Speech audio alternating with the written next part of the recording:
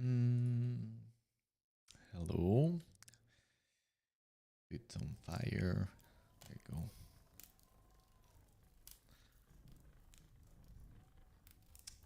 Right. Here we are again.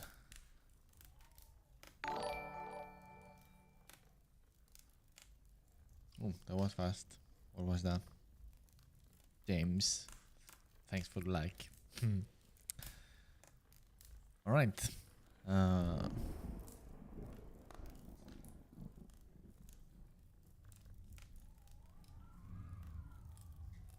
So yeah, let's continue with this lovely orc adventure, privateer, bandit or something. I don't know. Peter, hey, have a good stream. I will watch later. Gotta go to a meeting. All right, man. Take it easy. Thanks for saying hey. Hello, I mean. Take care. All right. So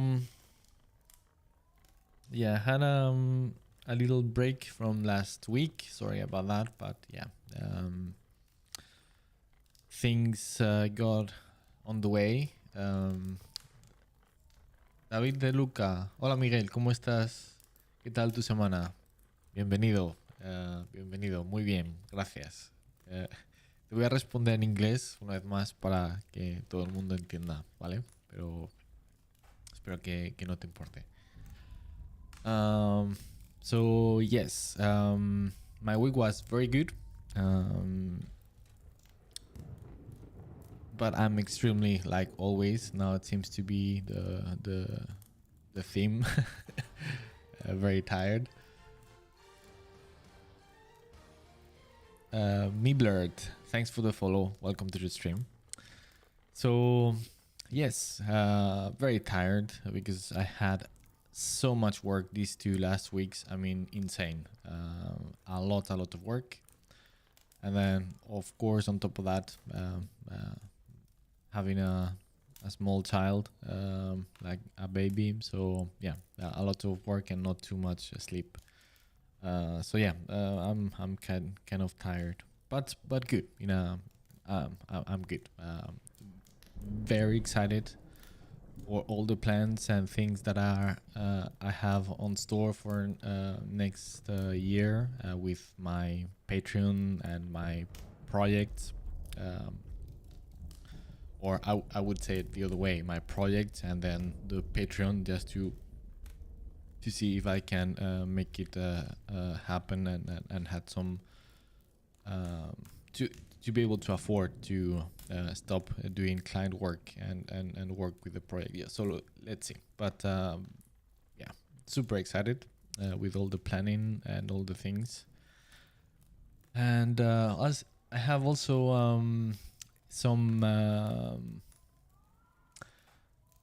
news regarding the stream, and it relates a little bit to what happened last week. And so I will be moving the day for me to stream, because the Saturdays are becoming kind of difficult for me to stream at this time.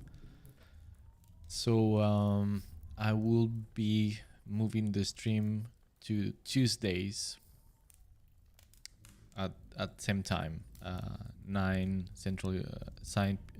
p.m. Central European time.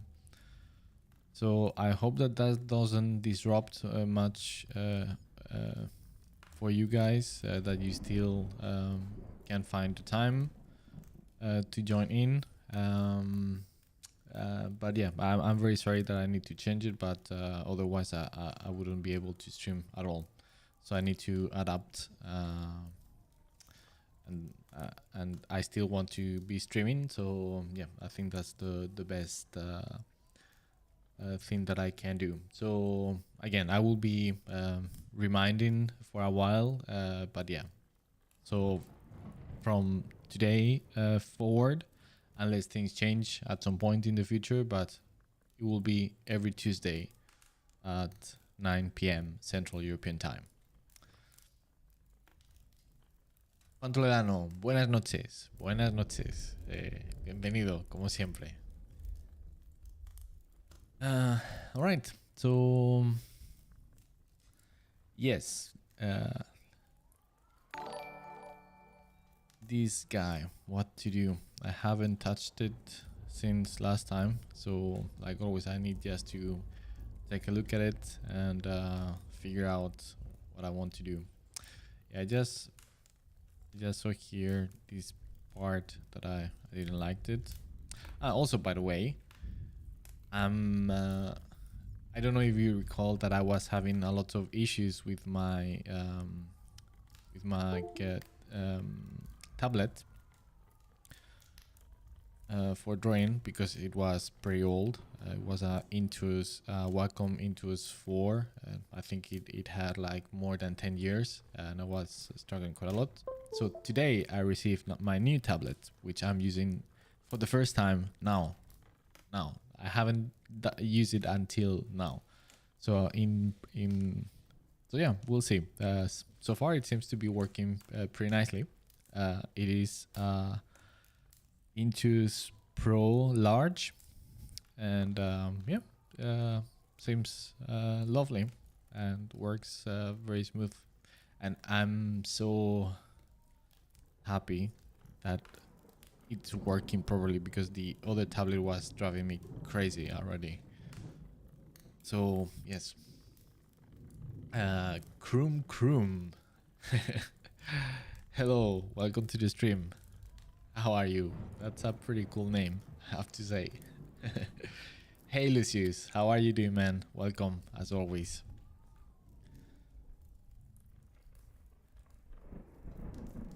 So yeah, the tablet is fantastic. So far seems to be reacting very nice, no lag at all, very smooth. It has a paper touch feel to it, which is I wasn't very convinced when I thought about it, but now that I'm painting with it, it's actually quite nice. So yeah, I'm delighted that I can use some hardware that is actually working, and I'm not having to fight with it.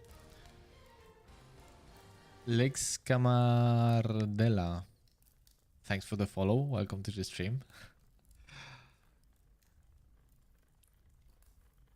David Luca, so you don't use a display tablet? No, I don't. Back in the day, I tried it with the first Cintiqs were making an appearance, and I didn't like it. They have improved immensely since I tried them, because at the time the screen was very hot.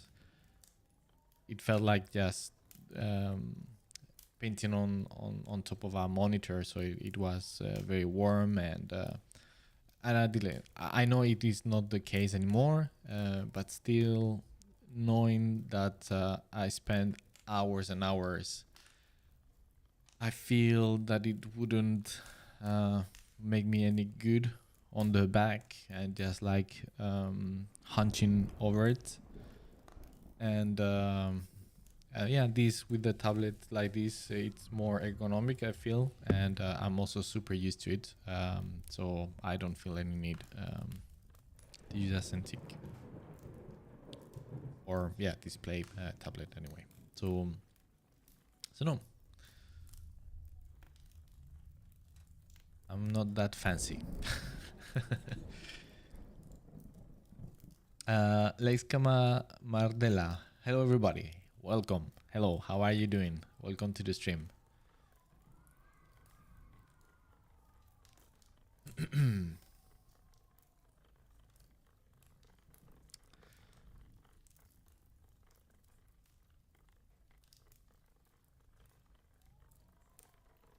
So yeah, like always, I'm still working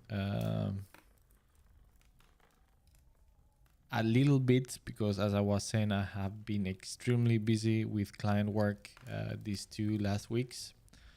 But still, when I could, advancing a little bit on the tutorials for how to paint a Space Marine, and planning, like I was saying, uh, how to organize and engineers, so to speak, the Patreon for my project next year. So let's see. So it is quite tricky. It's not an easy thing, and as straightforward as people tend to think. If you want to make it happen and work. So of course there is, well, the obvious thing, and is that okay, to that people will have to be interested enough to on the project to support me on Patreon. So of course, if nobody gives a fuck, then, well, it doesn't matter how I try to plan and organize the Patreon. But I honestly feel that the project it's amazing. It's an amazing project, and so it's gonna be a lot about how to communicate, and then of course, once again, doing Patreon and tiers and things that people feel compelled to not only contribute and help for this project to happen, but also to gain something from it. So yeah, I'm thinking a lot of ideas of how to do it, and what things might people think it is interesting, and etc. etc. Quite a complicated subject, I have to say, or at least to me. To do it properly, once again, I mean, yeah.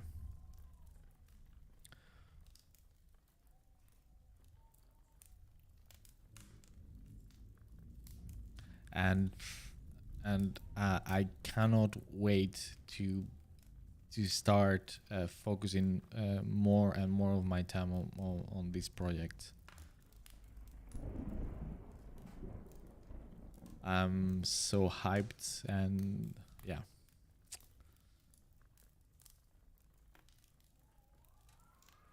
Which, of course, I'm not gonna say much until much later, but I think I have mentioned several times that in a very vague way turned around the theme of space pirates in a very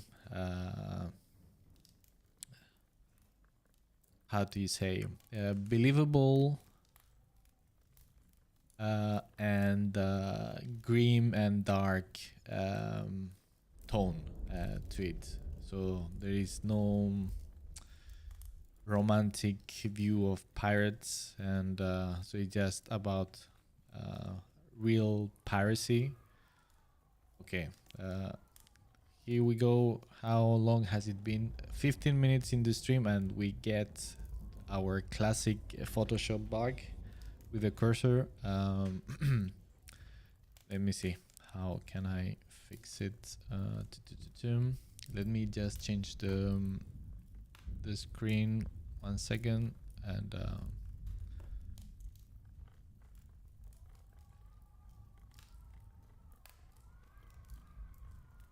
again, I'm paranoid for opening any menu on Photoshop and it appears some NDA stuff. So that's why I'm changing the screen. Sorry, guys. All right, here we are back. So what was yes, about the about the project. Yeah, so going about space pirates in a very dark and grim tone.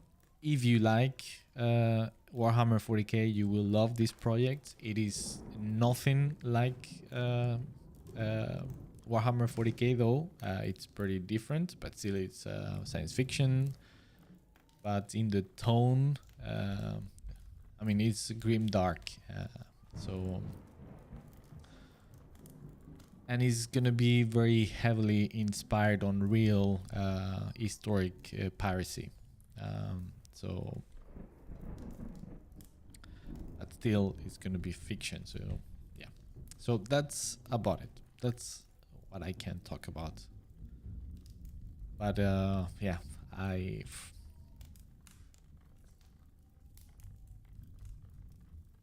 so many cool stuff, and I'm making a big effort right now not to show you things, but yeah, I cannot, or I shouldn't. Not yet, because one of the things, for instance, is that even though I have been working in a very low gear on the project, and mostly making research, studying a lot of history of piracy,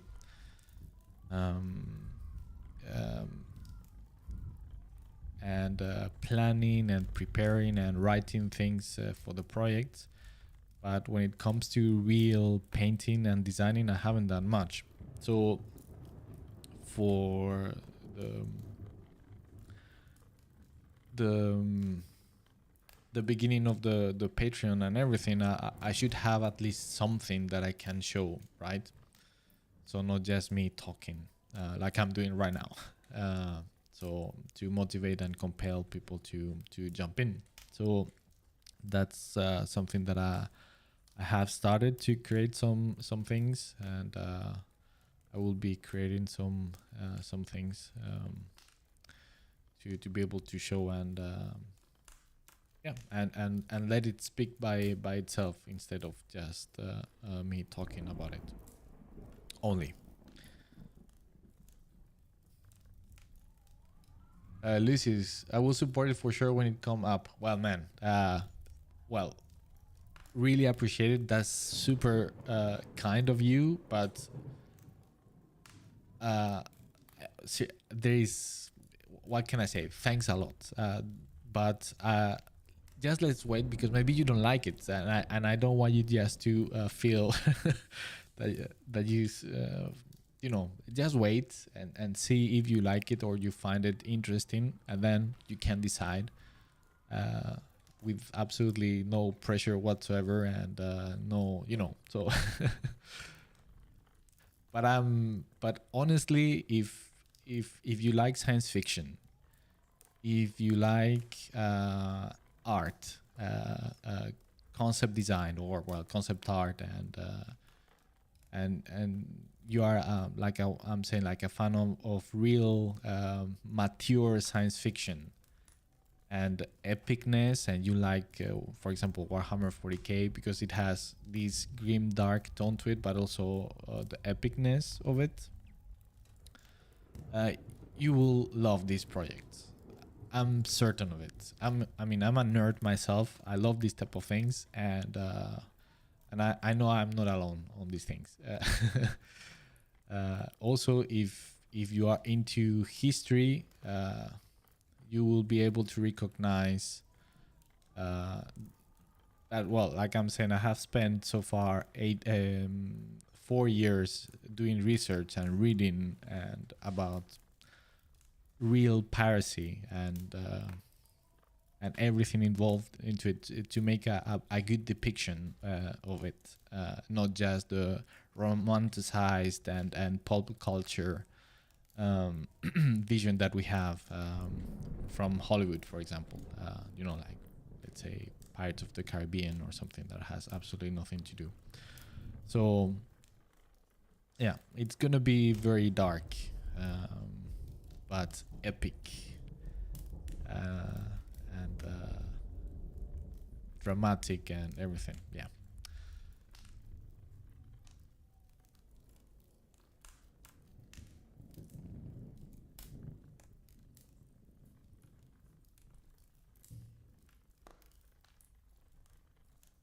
Lucius, from what I hear about it, sounds like it will press all my buttons. I hope that that's the case, and if that is the case, then fantastic.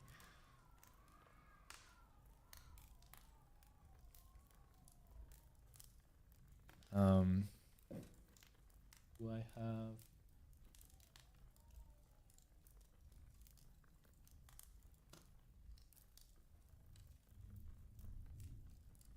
I have. I mean, I think I have shown some of these before, but just to give you an example of the things. I mean, this is a very tiny part of the material that I'm reading for the project. Cannoneers, pirates, but and again, this is a very tiny thing.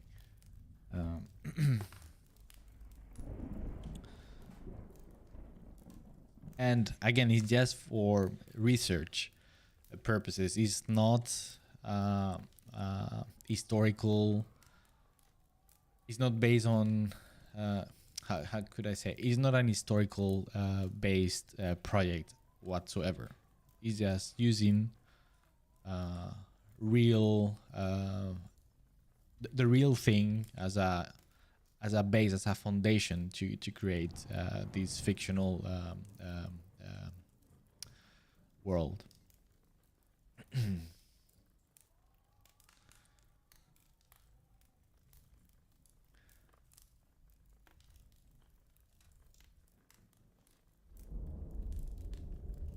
And of course, I haven't spoke about what is the I mean, I'm talking in terms of the genre of what it's all about, but I'm not talking about the scope and what I'm trying to do, and I will just keep that for later on. But it's a very ambitious project, and more than anything, my absolute and ultimate passion project. I've been dreaming about something like this for decades, but I never got the time, neither to be fair, the knowledge or experience to do it as well.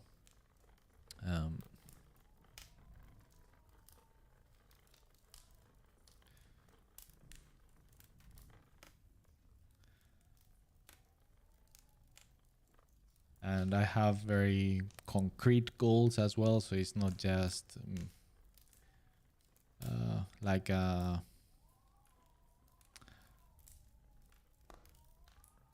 vague and intangible personal project that I just want to accomplish very specific goals and reach certain points. So that's also something that I feel can help quite a lot with Patreon. So everybody that joined knows that, okay, I want to create something specific. It's not just me just to do whatever I feel for, but I want to build something with a hopefully with something materialized.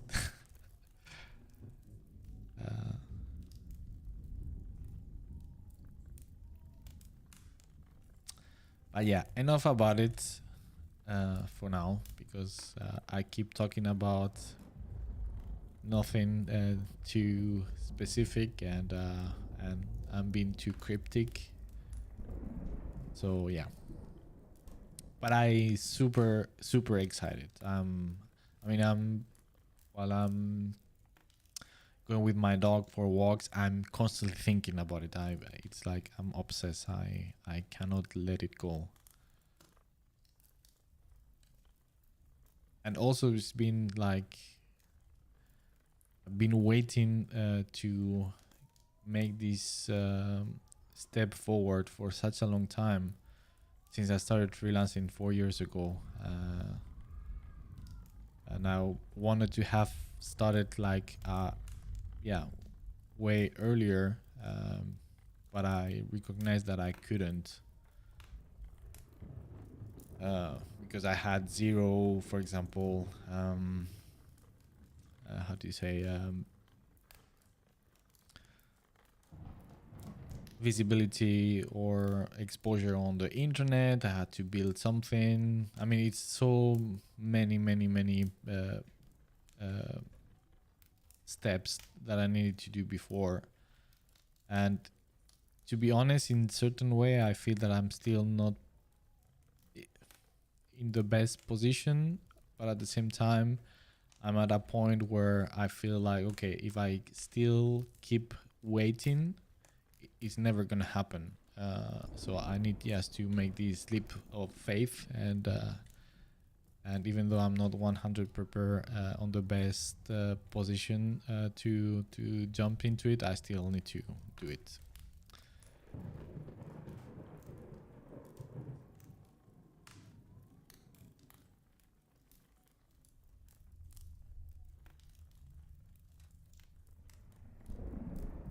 And of course, with all the fears, or maybe not fears, because I'm very confident about the potential of the project and its scope. But of course, it means that if I need to cut client work to do this, that means that I'm gonna suffer financially. So yeah, regardless of how Patreon goes anyway. So if it goes to shit, then yeah, it's gonna be a real struggle. Which of course, now having a family and well, all these type of things, then it's gonna be, I will have to figure out how to do it, but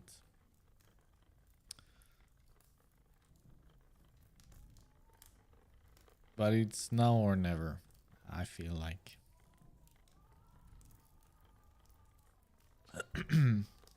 Gabriel Ortiz, man, this is so awesome. How did you manage to gain this art style? I have tried this type of painting style, but don't know how to attain this sort of style. Well, thanks, first of all, and welcome to the stream. And well, I mean, to be honest, it's just time. It's just a matter of time of aiming for something that I thought I wanted to do and not managing, like you are saying yourself, until one time I found, oh, this is actually, I feel comfortable and I actually like this approach to things. And so yeah, it's just experience and practice. So yeah, that's the only thing I can say, really.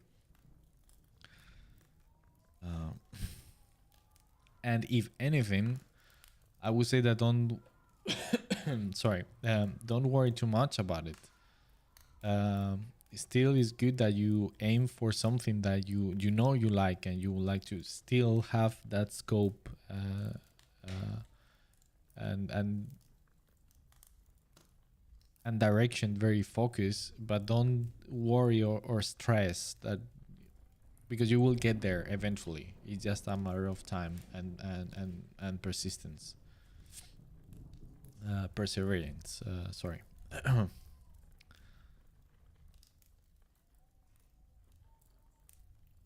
All right. I feel that it is.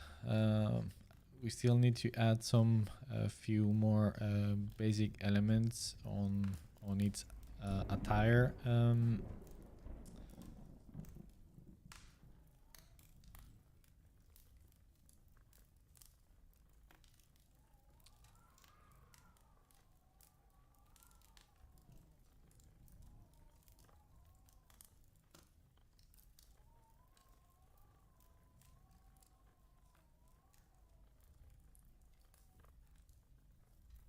Also, another aspect that I going back to the subject of the project and jumping into crowdfunding and all of that, it feels terrifying as well. Uh, just to put yourself on the spot in that way, and just see if people find it interesting or not. And of course, I mean, if people decide to join Patreon or not, it doesn't mean that they might not be interested. Maybe they just don't have the money or the will to invest any money on something like that. But still.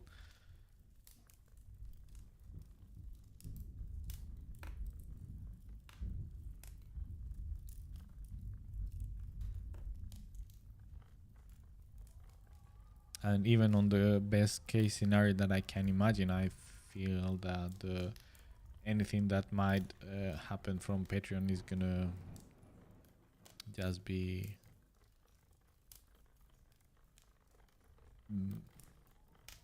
maybe enough to cover the time that I'm taking away from client work, and that's on the very best case scenario. So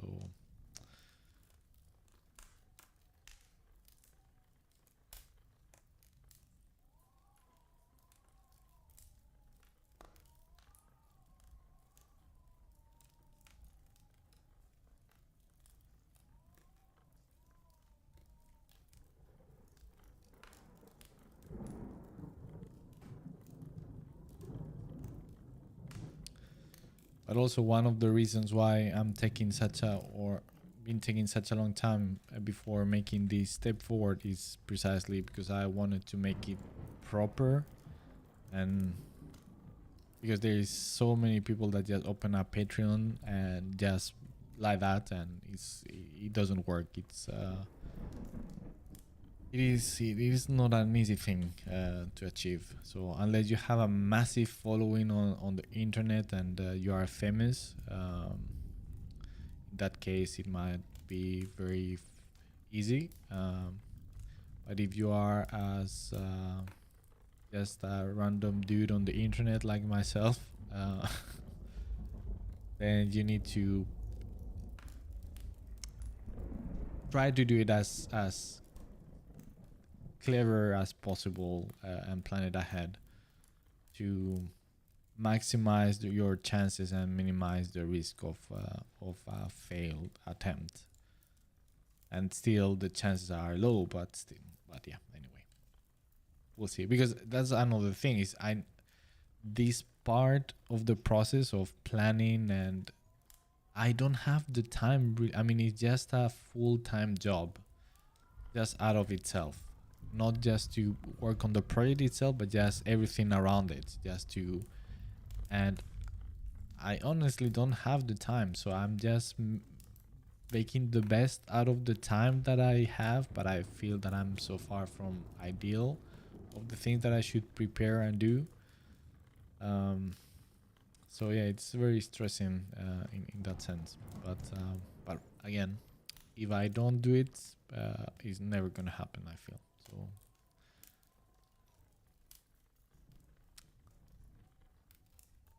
like Jules Caesar used to say, I think, is like I I'm doing a translation from Spanish, so I don't know if that is the proper translation or quote in English, but the goddess fortune only smile to the brave. So yeah, basically yes, that kind of summarize how I feel. Mortis Champion, hello, how are you, Miguel? Very good, Mortis. How are you? Happy that I could got back to streaming, because last week I was so extremely busy with work. I couldn't make it to the stream. So, but now here I am, and I'm very happy.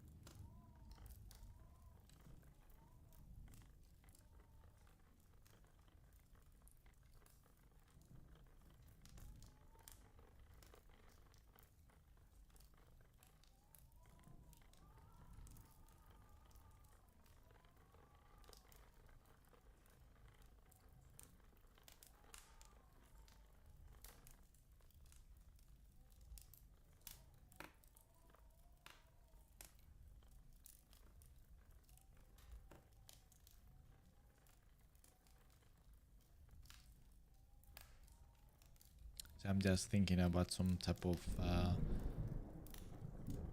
knife or dagger here.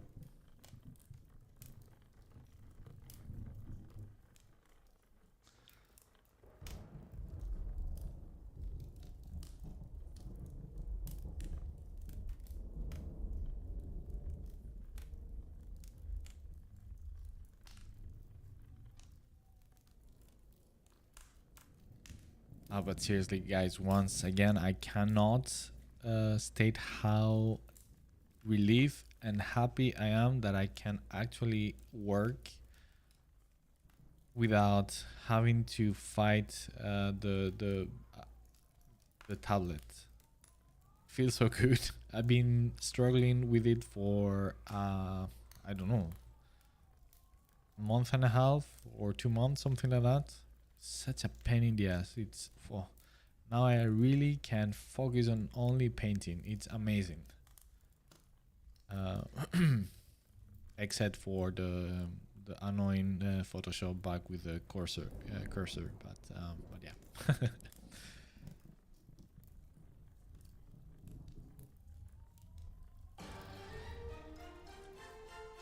Ooh, what is that? It has subscribed. Thanks a lot. Thanks a lot. I don't know if you are watching or just subscribing to the YouTube channel, but yeah, anyway, in case you are around here, thank you very much and welcome to the stream. Ah, yeah, there you are. Yes. Well, thanks a lot. That's very kind to say, Pete. Thank you. Thanks a lot.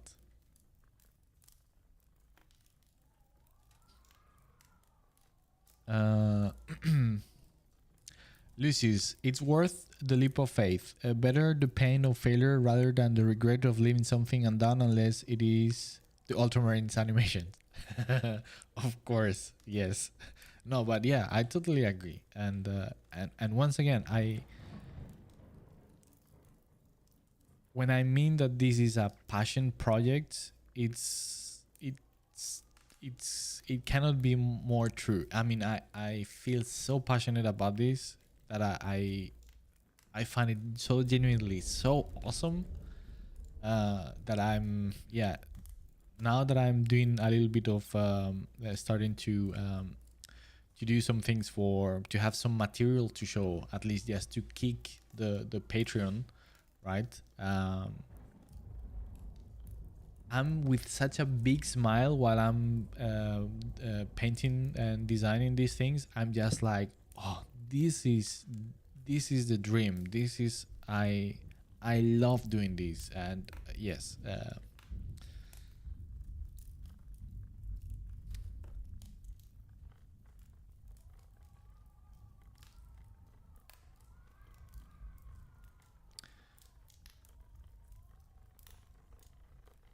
And I think I wouldn't forgive myself for not trying at least. And if it doesn't, and if everything fails, and well, then I might try it sometime in the future, or just fantasize in my head, and that's about it. I guess I will keep doing things for my own around that subject and theme, but yeah, now it's with a very focused intent from my part. And to be honest, it's also like trying to, I mean, I've been working very hard during these last 4 years aimed at these specific moments, trying to create a professional and environment to allow myself to do this. So yeah, I've been working pretty hard to get to this point. So yeah, we'll see.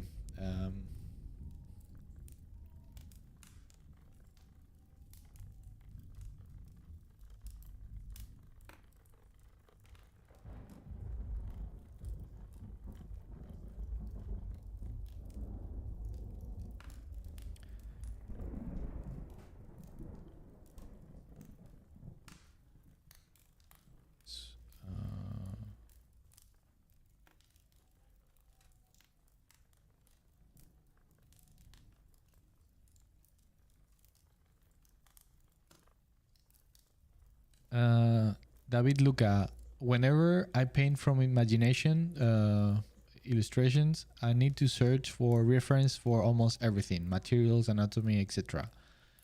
Do you think that doing so I run the risk of being a slave to the reference? Not at all. Honestly, absolutely not. Of course, it depends on how you use it as well. So I mean, it's a very relative subject, and it's never black and white. Or yeah, that's how you say it in English, right? Black and white.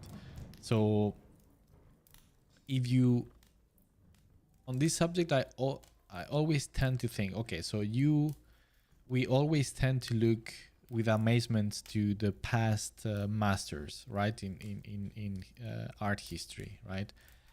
And we always put them as a goal to achieve, you know, like if I could paint like Velázquez or Anders Zorn or Sorolla, or just to say some, right? You will be a fucking master, right? And the thing is that they were using all the time references. Of course, if they could do things from imagination, and it's fine, but they used references for the things that they were aiming for, because that was the best way to work. And there is absolutely nothing wrong with that, and no limitation into it, because you will I mean, if you are searching in this case for realism, going back to this artist, there is absolutely no way that you can achieve that just by imagination. There is no way. It's impossible. That's a myth. So you must use references. Then of course it comes to how much you want to follow the references, or you want to you use that reference like on a very subtle way, or just use like very strictly and follow to the teeth to what that reference is. Well, that depends on what you want to achieve, and of course the limitations that it might bring, or the possibilities that it might bring, so also on a positive level. So I don't think you should be too worried about that. Of course, I would say that being said, that is also important to be able to practice and to cultivate doing things from imagination as well. Just to it's like a muscle that you need to train as well. So in case in some certain moment you cannot use a reference for whatever, you still can operate and you still can do things. You are not how do you say, what's the word in English? You are not powerless. You still can do things. So you need to train that aspect as well. So I'm guessing that's what you mean by being slave to references. But no, I mean, using references is supernatural. It's logical, and it is absolutely nothing wrong to it. And again, then when it comes to for what is it that you are trying to achieve, what is the aim, the style, the subject that you are trying to depict, then you might open the discussion. Okay, is it necessary? Do you need? Is that important? Maybe not that important. Maybe very important. I mean, the more stylized you go, then maybe the less you need to use references, because you have more room to improvise and to adapt things. The same thing, well, if you don't know how certain things look, then you must use references, because then if you don't do it and you don't have the mental library to represent that, then there's no way you are going to do it. So you have to use references, and there's absolutely nothing wrong with it. So yeah, so don't worry about it. I don't stress about it. I use myself tons of reference all the time. And for example, for something that it's let's say like this warrior, well, there's very little things here that are too complicated, because I have done them many times. So I might use references, I might not use references. It's not that important. But if I'm trying to do something very realistic, a theme or certain object or whatever that I'm not used to it, or is a light scenario that is very complicated, then most probably I'm gonna be using references. And in many cases also, I will make those references myself, posing myself, because that's also something important to remember, and a very useful tool that a lot of artists forget about it. That is that you can't create your own references for your own piece in the perfect way that you are that you need. And once again, going back to all the great masters, that's what they were doing. They hired a model to pose, and they dressed them in order to do their piece. So they were basically the same thing, creating their own references. So even though now we have lots of source material with internet, books and stuff like that, still sometimes the best way to do is just to do your own references, just to pose yourself or your girlfriend or a friend or whoever, and make some photo shoots. I have done that a lot of time, and it's extremely useful. Very, very, very, very useful.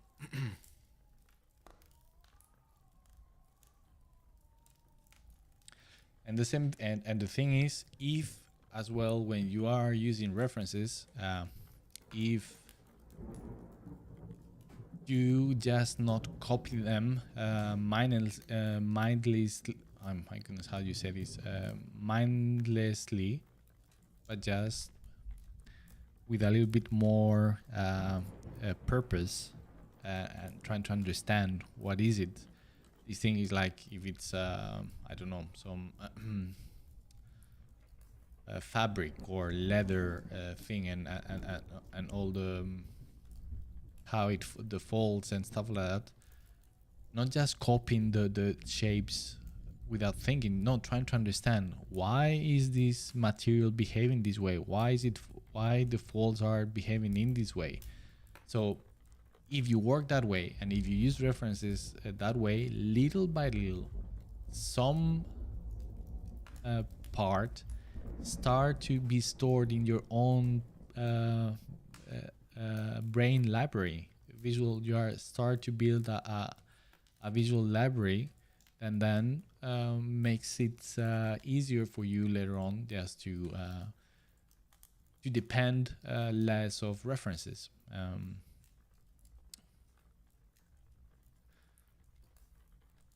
But anyway, I'm always very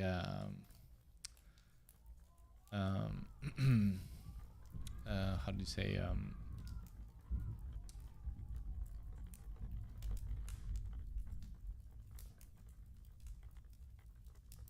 very pro using references, especially for illustration. But of course, again, I'm generalizing, so yeah, and not using references is there's nothing wrong with that either. If you can do it.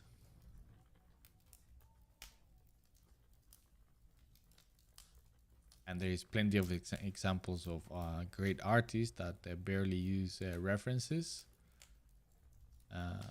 and they do fantastic stuff. So yeah.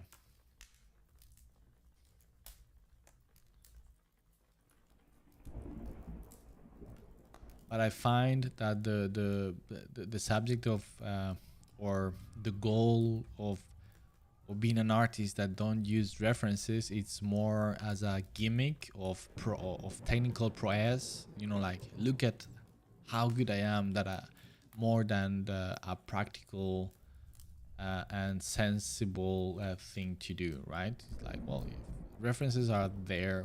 We are surrounded by references that are gonna help you to make a better piece, so just use them.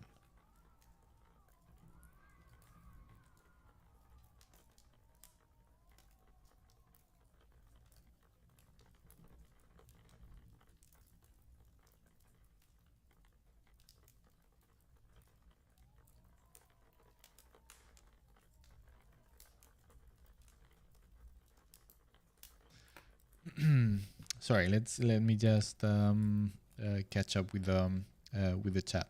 Rumors of WAG. Well, that is a very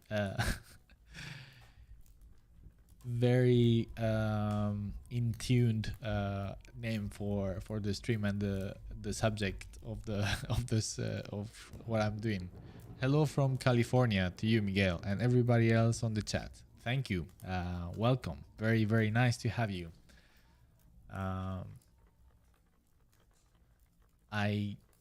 I'm guessing that you have a very good weather at this moment. Here in Sweden, it sucks. It's cold, humid, and dark, very dark. Ale Espinosa, qué excelente trabajo. Muchas gracias por hacer live. Se aprende mucho. De nada, un placer, Ale. Un placer. Y gracias por estar aquí. Rumors of Walk. I think what I prefer about your style is the scale of your models and characters. I get a deep sense of size and presence. I find that magnetic. Thanks a lot. Thanks a lot. That is very kind to say. I'm very glad that you find it I don't know, compelling in some way. So that is always I guess something that any artist would love to hear. So thank you. That is yeah, that makes me happy. Miblert, hi, can I ask something related to business and clients? All right, let's talk business. Shoot. What do you want to say? Of course. That's like I always say. I mean, yeah, I haven't seen you around. Maybe you've been before lurking. But anyway, like I always say, the main reason why I decided to start streaming was for that. Because I get bombarded on social media with questions of many things, especially related with business, learning and portfolios and things like that, and I don't have the time to answer everybody, and I feel very bad. So I thought that having these a live stream would be the perfect environment to open a discussion and everybody to ask, and I have a dedicated time only for you guys, and then therefore I can go in length in answering and as much as I can, while on, let's say, on Instagram direct messages is such a I don't have the time.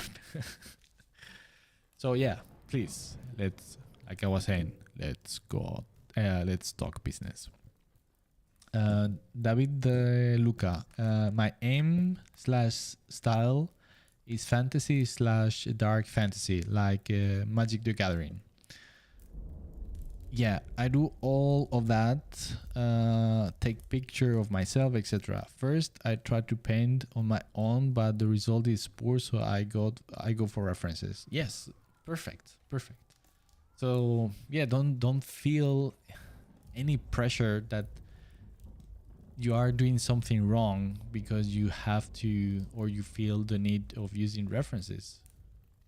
These everybody, well, not everybody, but it's a very, very common thing to do among pros and the very, very best. So yeah, there is it's just use references as much as you please, and enjoy the process. There is nothing to be worried or be ashamed of.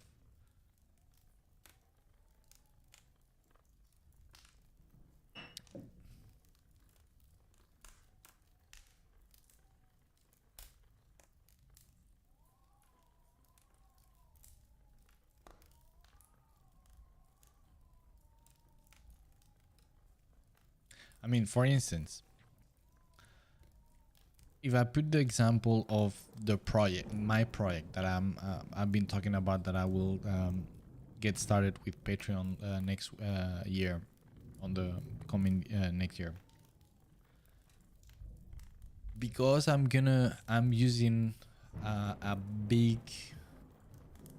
I'm using as a foundation like historical piracy, and I want to have certain elements of visual cues of it. I need to use tons of references because I don't know, I'm not an expert on costume design of the 16th century. I am not. Or in armors or weaponry or stuff like that. So I must use references, right? So yeah.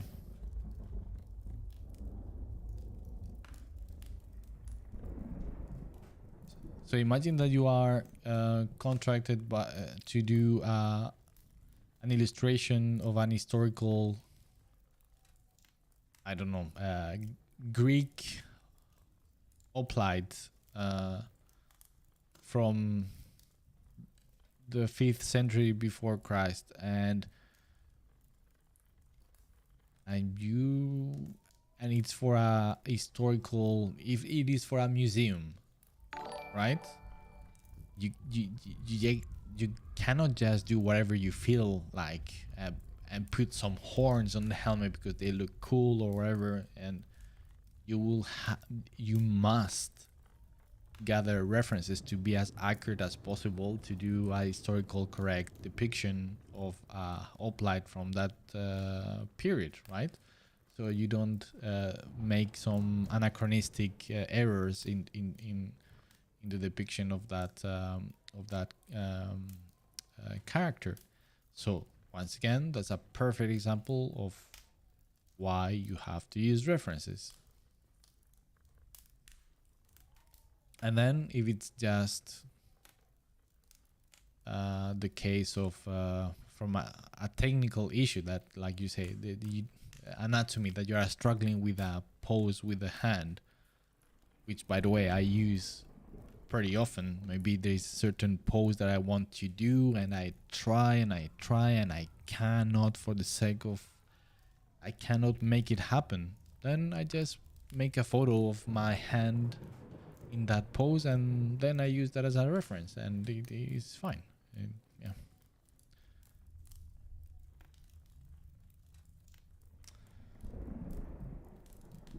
And sorry if I'm just keep going into it. I don't know. Yeah, I will just leave it there. Unless you want to talk more about it, of course. But yeah.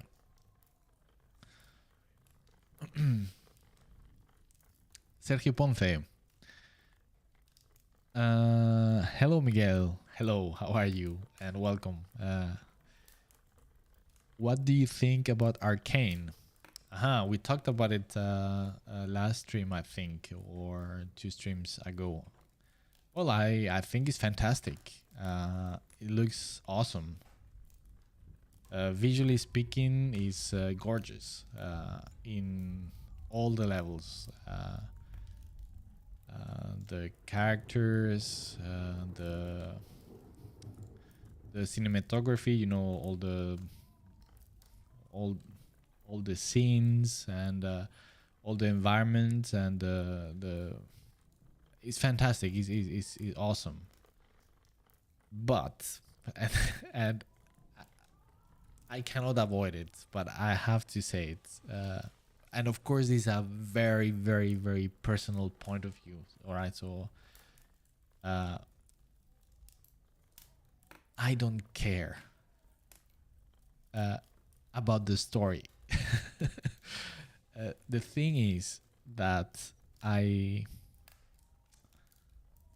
once again, visually speaking, is outstanding, is gorgeous, and I'm watching the whole, and I will continue watching it just for it, because it's a treat to the eye, and as a artist, I appreciate that.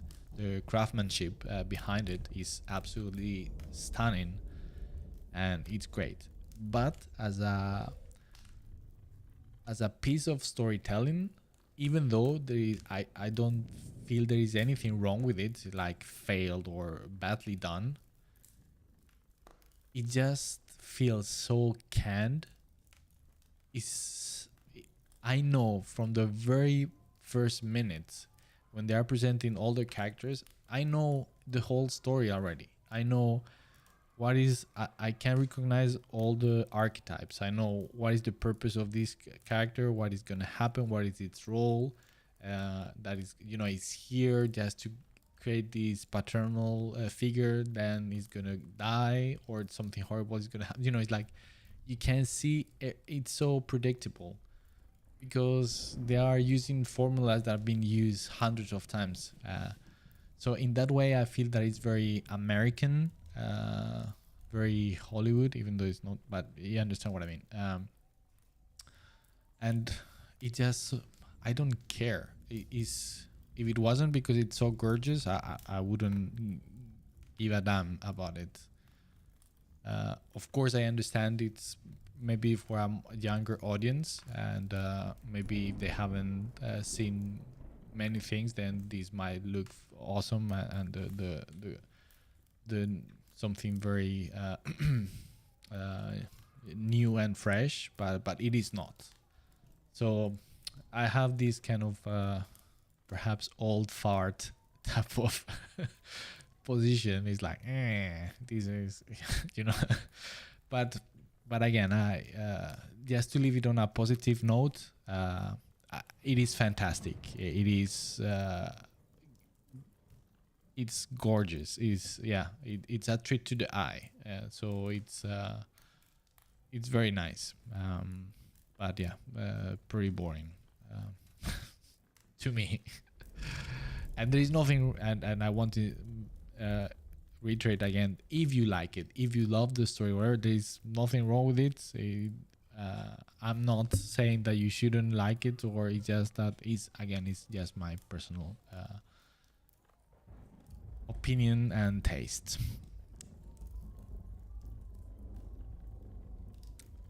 And because also, objectively speaking, it is not wrongly done. It works. It's yeah, it's just that it's been done so many times. It's so extremely predictable, everything. So yeah, that's what I mean. So yeah, there you go. Nibblert, all right, business. Hey, I'm just wondering how freelance artists get paid. What kind of procedure it is, and what information do you give to the client? I usually get paid through PayPal, but wanna know about the usual procedure. I watch your stream from time to time on YouTube whenever you are live. All right, all right. Well, there is nothing wrong with just being around. It's just that again, I don't recall at least that you said anything before on the stream, and there's nothing wrong with it. So yeah, for any lurkers around there, it's totally fine. I am myself a lurker on the streams because I normally doing other things and I don't have the time for the most part to engage on the chat, or very rarely. So yeah, I'm one of you guys.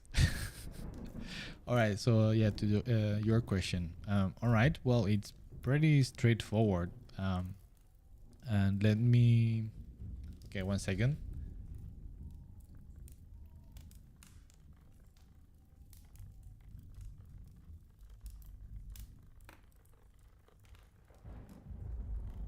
All right, now I will have to low down a little bit because now I get into daddy duties and I need to get an ear for my son in case he starts to cry or something.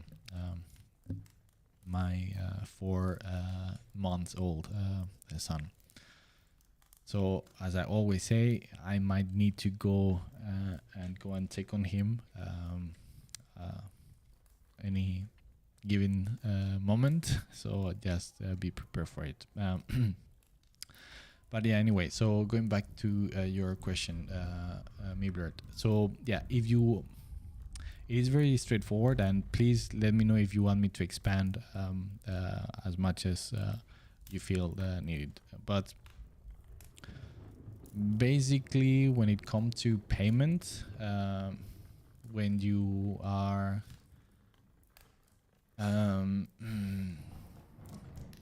contacted by a potential client and you discuss the project, then you need to talk about payment or your rates or fix fees or whatever it is,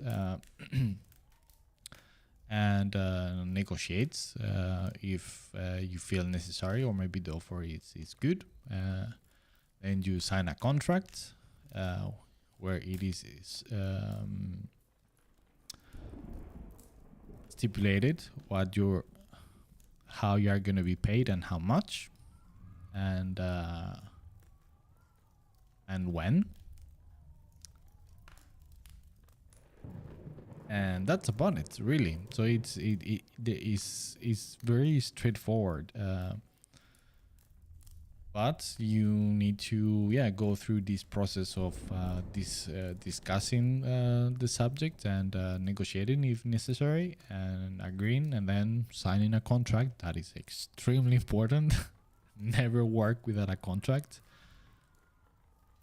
And yeah, if you say that you get paid through PayPal, if that's the way you prefer to get paid, then normally you'll stipulate that on the contract, and if not, and you will prefer to get paid in a more traditional way through a bank transfer, then you have to say that and they have to agree, or if not, then you don't work for them. I mean, it are those type of things, right? So it's of course for you to decide if it's worth it or not, but you need to also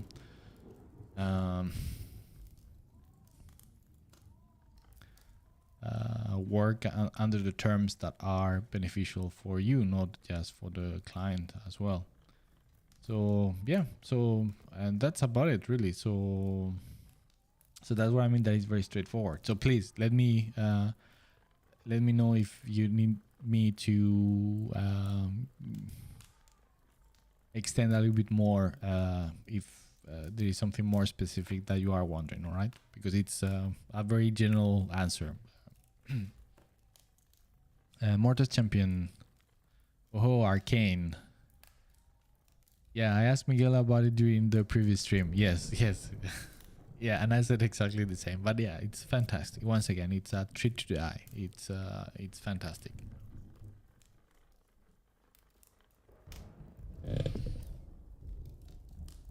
And for example, I never, I always get paid through bank transfer. Always. I never use PayPal.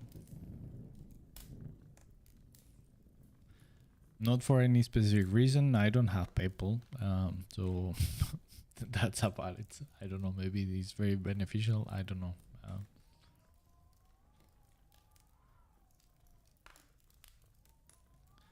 But I'm not. I mean, also I work through a company. I have my own company, so it's not just me as an individual that I am getting paid. It's my company that is getting paid.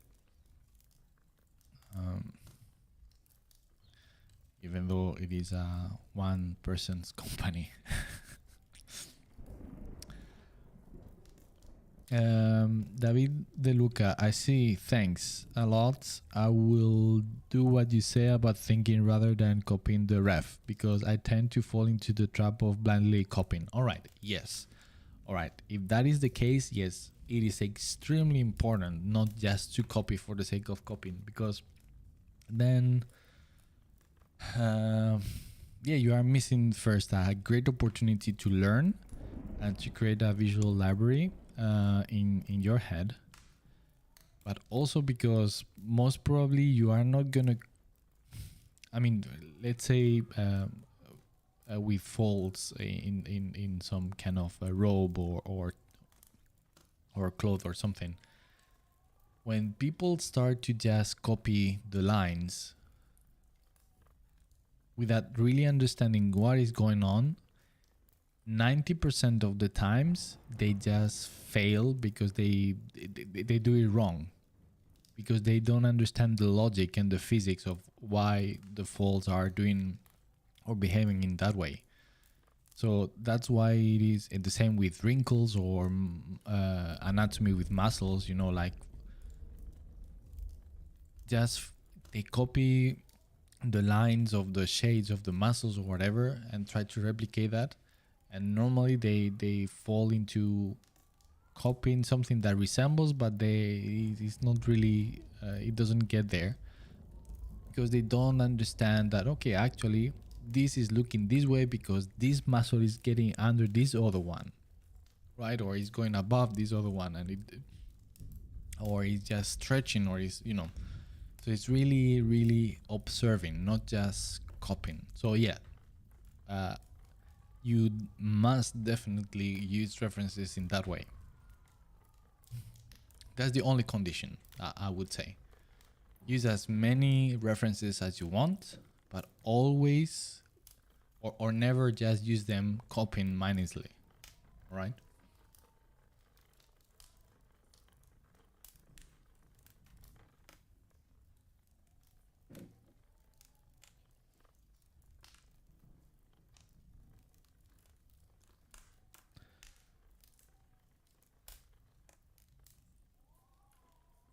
Lucius, I was waiting for the but.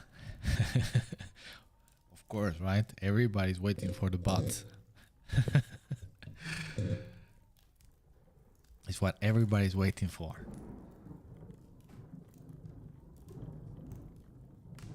Such a wonderful part, the but, right?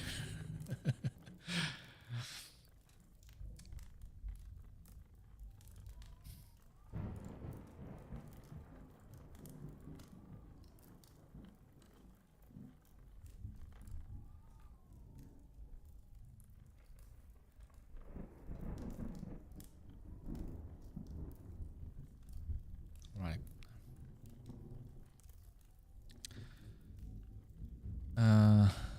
Bird, this is probably only the second time I comment. It's okay. Okay, yeah. Like once again, no problem. just I'm just kidding. When it comes to that. Jaime Davila. Hi Miguel. Hi. How are you? How's going work and family? Long time since I catch you on your streams. I'm painting a Plague Marine illustration here. Hope I can show you when it's finished. Nice. Always music to my ear. Hearing that you guys are painting or drawing at the same time is awesome. Love it. And yes, man, it's been a while having you here. So awesome. And yeah, life it's good. Extremely busy with work and family. Is going very well. Really enjoying the adventure of being a father. So yeah, it's very demanding and challenging, but extremely enjoyable as well. So yeah, thanks for asking, man. How are you?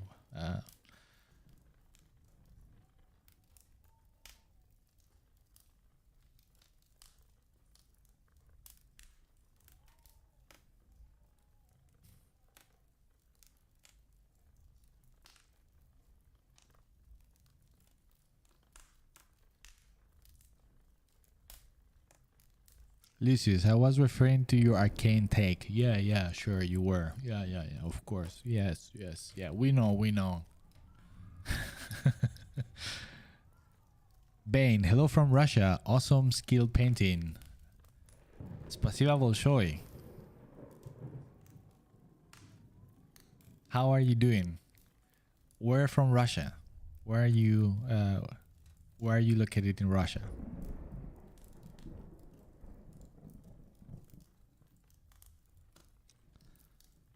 And thank you. Well, I just said, but yeah.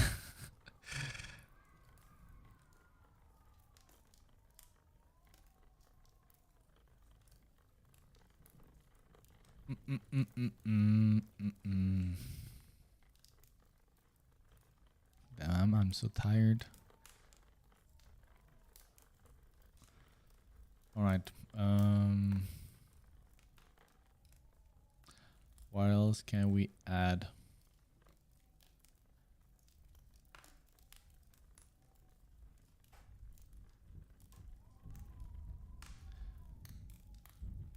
Some point, but yeah, I will put that later on. Some sort of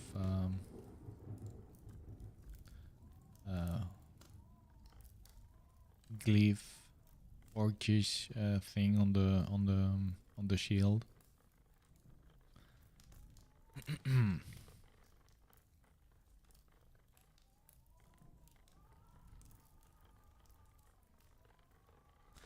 Yeah, we said maybe some sort of bags or pouches that are hanging around here. Since again, for those of you that were not in previous streams when I was painting this character, so the aim is not just to make a warrior in the sense of a that is just there to fight on a war, on a battle, but it's more some sort of bandit or some sort of adventure in the shape of an orc. So it's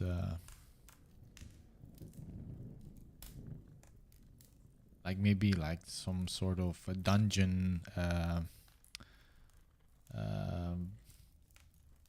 explorer or some, like the kind of typical or stereotypical adventure that you see on a human type of character from Dungeons or of Dragons or something like that, but just on with an orc, warhammer orc.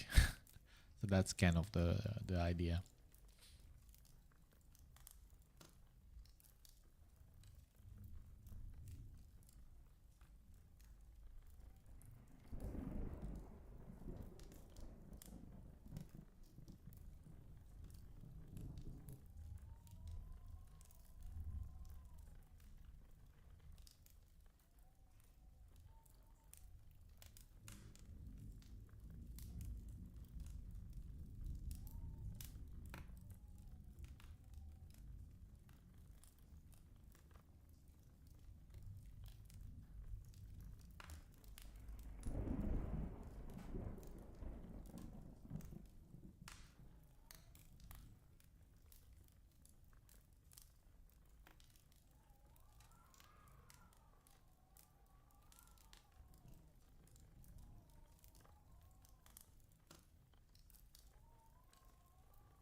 David De Luca, how about some sort of medieval backpack to enhance the fact that it is a ranger of some sort? Um, yeah, but no, I mean, it's a good idea. Don't get me wrong, but I thought about just, I mean, because they didn't have backpacks. I mean, or I don't see a backpack as a thing on a medieval setting. So I see more like a satchel, a bag that is hanging on the side, kind of thing. So that's what I'm going for when it comes to the carrying things aspects of the character.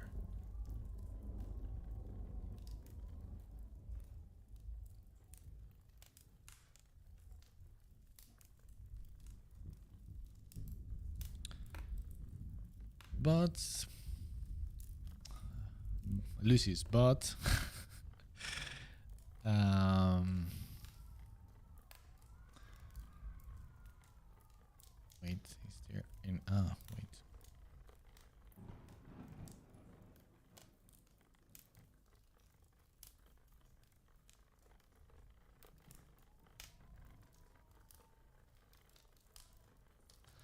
Yeah, still could.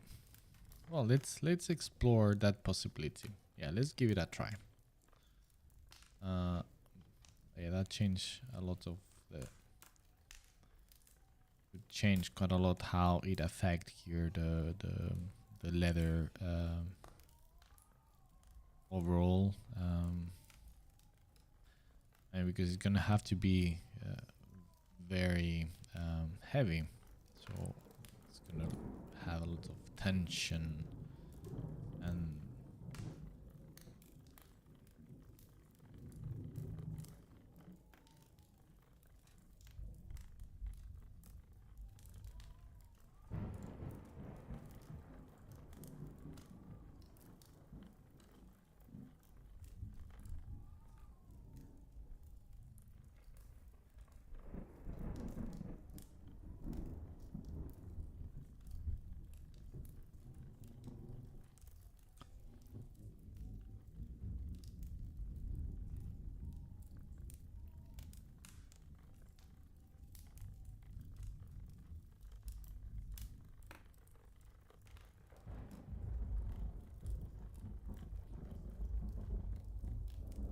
well, maybe that wasn't that.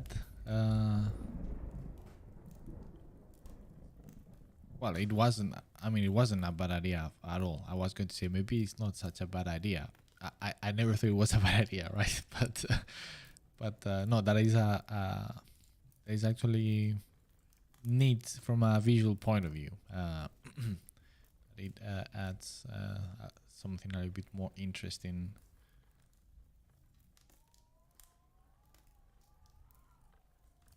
a little bit more colorful, kind of thing.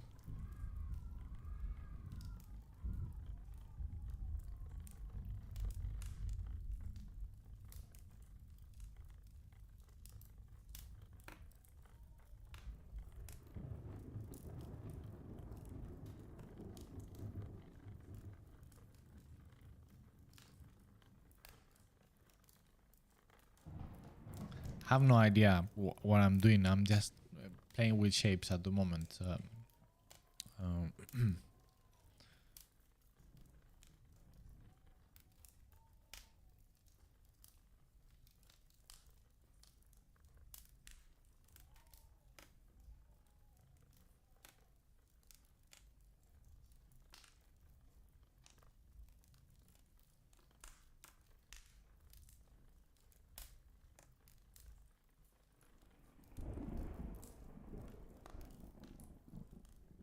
um, Midblurred, I have got another question. All right. You get paid more under a company, and do you slash can have other artists working for you?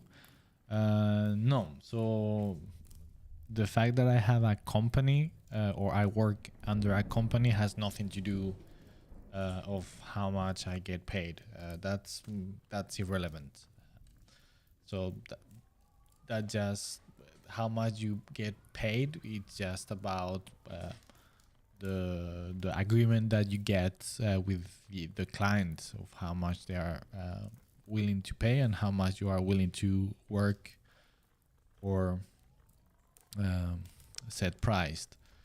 So yeah, having a company or not has nothing to do with that. It's I decided to do that because it's easier for here in Sweden to take care of tax things and stuff like that. So it's way easier in that way if I work under a company. So it's more for my own side of things, just for management sake of taxes and stuff like that.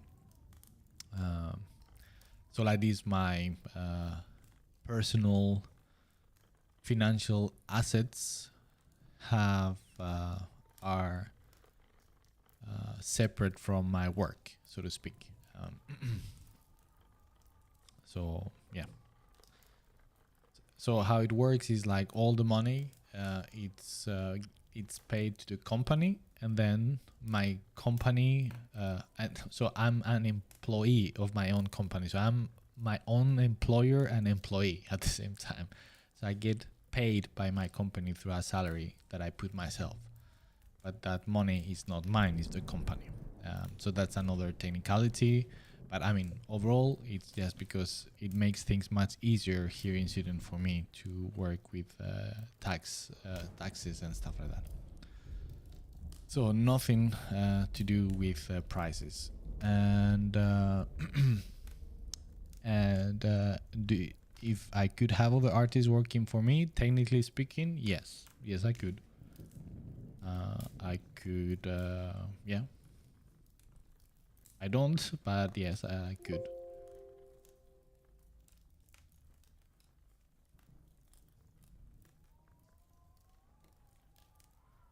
I mean, in every aspect, yeah. I'm just I have a company, so I could have employees aside from myself. Like any other type of company. But yeah. All right. Yeah, the backpack.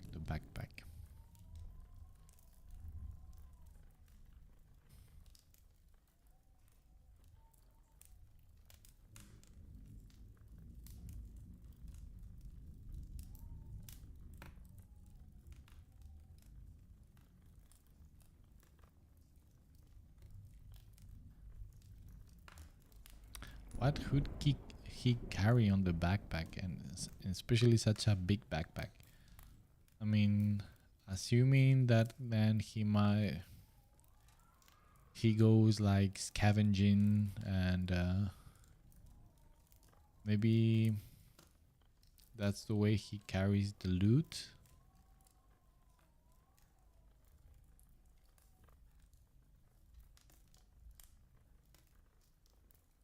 Right?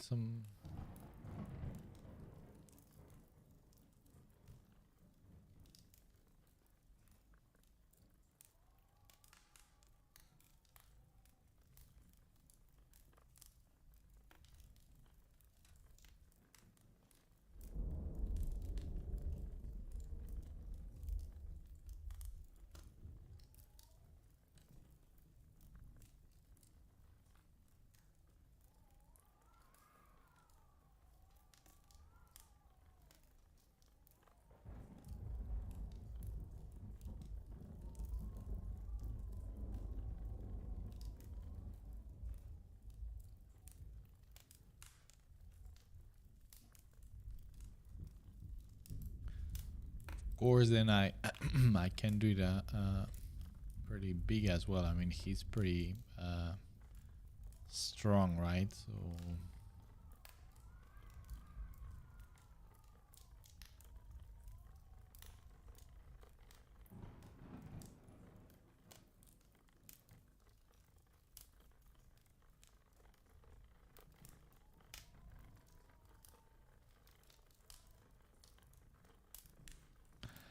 Um, Jaime Davila, nice to hear, man. I'm pretty busy myself with freelance work for miniatures, making 2D character designs and 3D sculpts, and studying a 3D character artist master. All right, nice. So working hard, but it's fine to start getting jobs as junior artist. Fantastic, Jaime. I'm very glad to hear. That is awesome.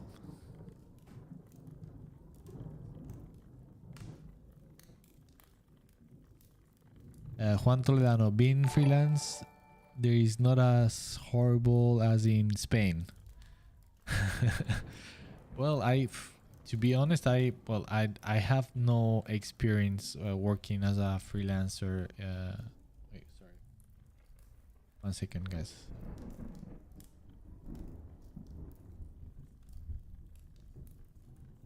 All right, it's fine. Yeah, I don't have an experience myself working as a freelancer in Spain, but of course I have lots of friends that I do, and as far as I know, there are of course differences, but I guess it's more difficult from what I hear in Spain if you struggle to have a steady income of because you still need to pay regardless of how much or how little money you do. But if you do enough money, it's quite all right. I mean, there are places where I hear is way more complicated. Like for example, in Germany, I think I have heard like it's a bureaucratic nightmare to be a freelance in Germany, for example. But here, for example, to be fair here in Sweden is fairly straightforward.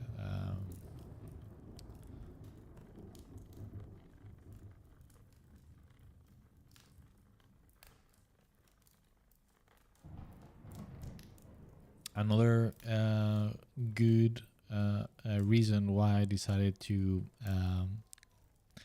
jump from a freelancer and working as a company is, I mean, I have never got into any problems, not even close, but the possibility is there. So just in case, just to cover my back. So, you know, guys, that I have mentioned many times here that I changed the how do you say the screen of the stream just to avoid by any mistake to show some some files or stuff of things that I'm working under NDA. So the thing is that in many of these projects or contracts, I mean, some of them are very extremely secretive, and you never know what might happen, right? So if by any chance, and I don't mean here on the stream, but for imagine whatever that could happen, I get into trouble because of something of that kind, or any legal litigation of any kind. It doesn't necessarily need to be something related with NDAs, but any other, could be thousands of reasons. You never know in life, right? If I'm working as a freelancer, it means that all the money that I do professionally is tied to my legal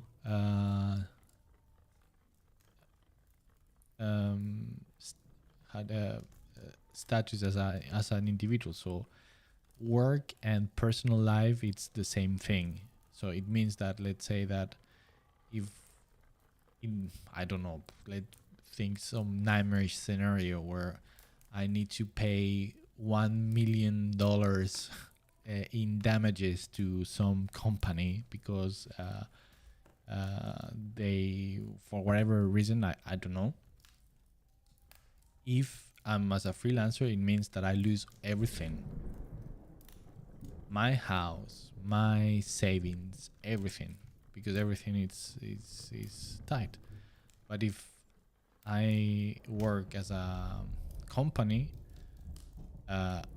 all that litigation and all those costs are related to the company, not me as an individual. So if I don't have the money or whatever, then I lose all the money from my company, and I probably will lose my company, but I don't lose my house. I don't lose, so it's a way to protect myself legally and financially. Yeah, so that's a major reason. And again, I have never got, and I mean, it just, you never know. So it's just to play safe. And again, it makes life much easier in terms of paperwork for the tax authorities here in Sweden.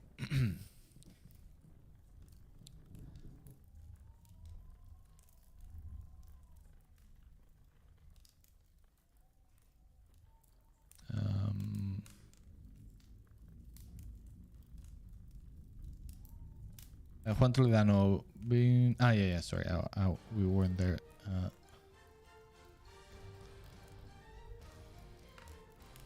Wesa, thanks for the follow. Welcome to the stream. Sergio Ponce, maybe he's traveling. Yes. Yeah.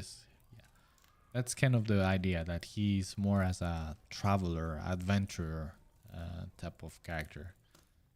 So he's not the archetypical type of orc. He could be as I could see him as a mercenary, and even dealing with humans, if they dare to.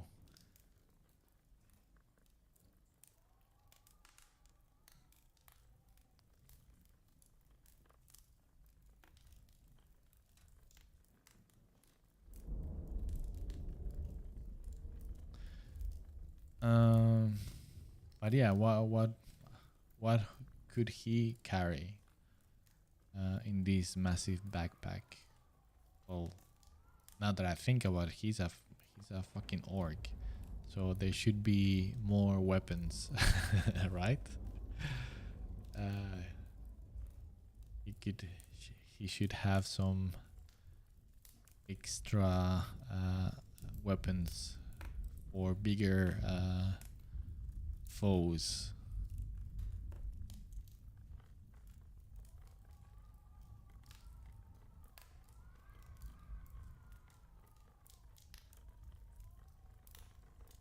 Now the question is how to present it in a way that kind of looks cool and appealing and makes sense at the same time. That's the question.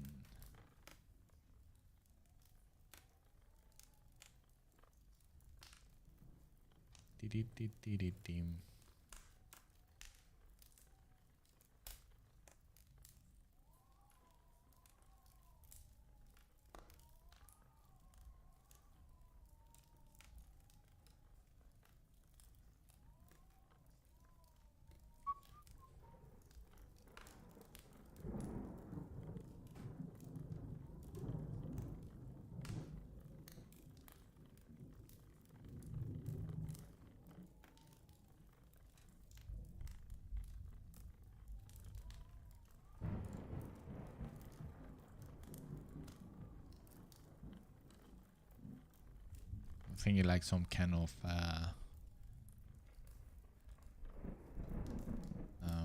what's it called in English? Mattress, or what is that? Sorry, Jason, thanks for the follow. Welcome to the stream. Zeb Posada, hola master. Hey, how are you? Bienvenido.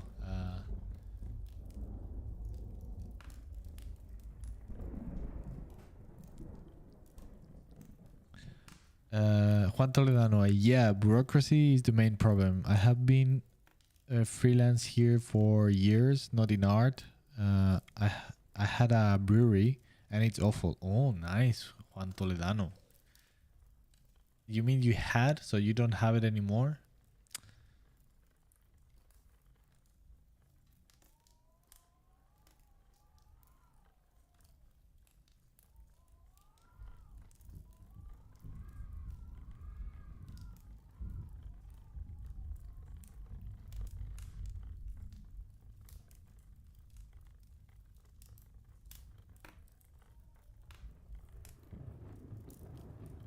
That is awesome, I have to say, having a brewery.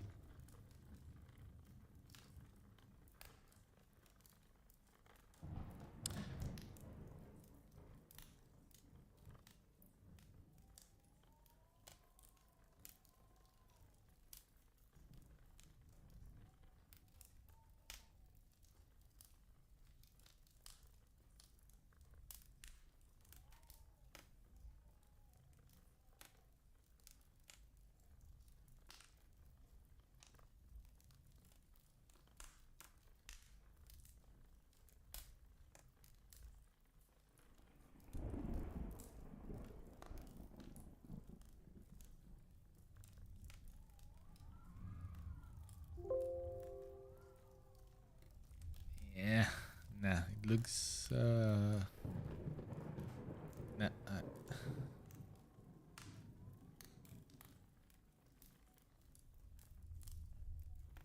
again, sorry guys, that I keep repeating myself like a broken record, but it feels, the new tablet feels so good. After 2 months of such a pain in the ass, it feels so good, so smooth, so just working. Such a pleasure.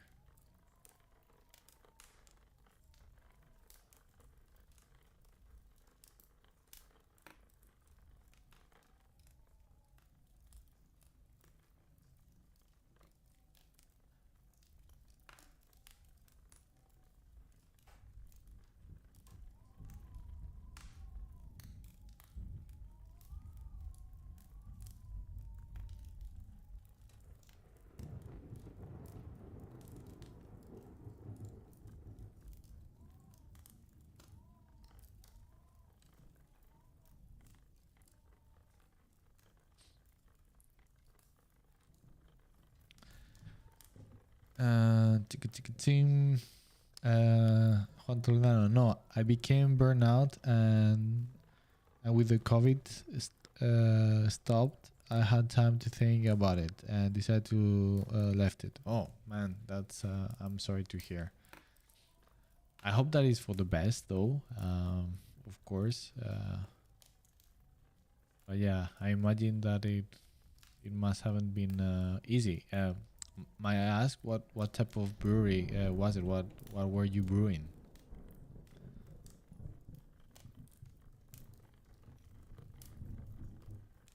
And that's such, that is so badass.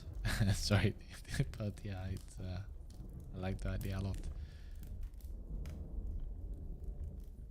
David Luca, based on your experience when you prepare a concept sheet for a character, does the company ask you to do it from multiple multiple angles or in just a single view, three quarters or straight? It depends a lot. Depends a lot of what it's needed. Uh, so in many cases, they ask you to do frontal and back view. Um, some cases, in others, they just need one single view, and that's more than enough, because they, maybe the character artist that they have, it's very prolific, and it doesn't need to be guided to the millimeter by showing exactly how everything is. So it also gives a little bit more of creative freedom to the artist. But also it might be because you know a lot of things are already know how things might look on, you know, it depends greatly. So yeah, uh, it also depend, for example, another example with things can vary. It can be like, okay, so you are doing a concept for production where you're gonna be needed to be more accurate, and even if you're not being asked to do a back view, you might need to be to present like some sort of reference sheet just to come accompany the concept, just to give extra information to the character artist. But if it's more of a mood concept or general concept and it's not for production, it's for more pre-production, and then back views are not needed at all. So it depends quite a lot. So yeah, there are so many different situations and needs in a production of a project that it varies immensely. So there is no given formula. Like, you know, every time you do a concept for a character, you need to do a turnaround. No. And the other way around, the same thing. So it depends. So sometimes yes, sometimes not. that's the answer.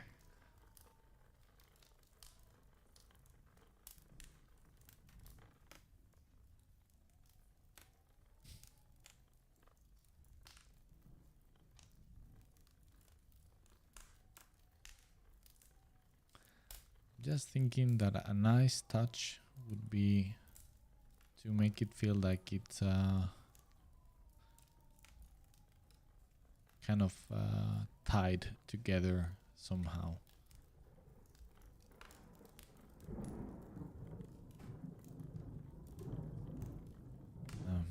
By the way, I'm gonna have to finish the stream soon.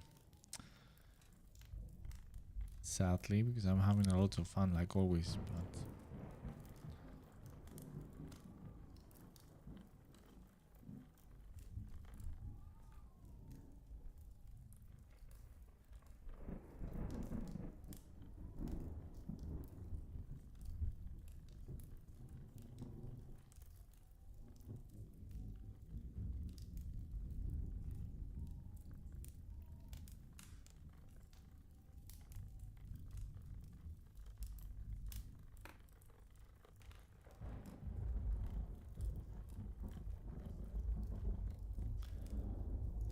beep, beep, beep, beep.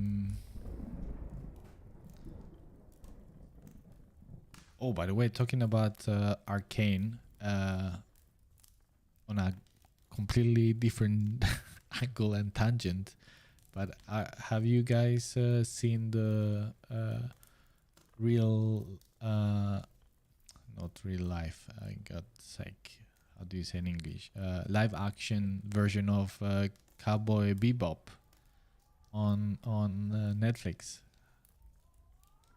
And if you have, what are your thoughts? I think I personally am enjoying it. I think it's pretty. They managed to do a good adaptation.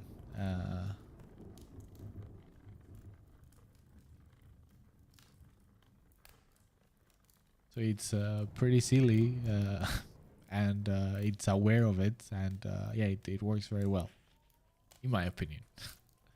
But I would love to hear what you guys, your thoughts, if you have seen it.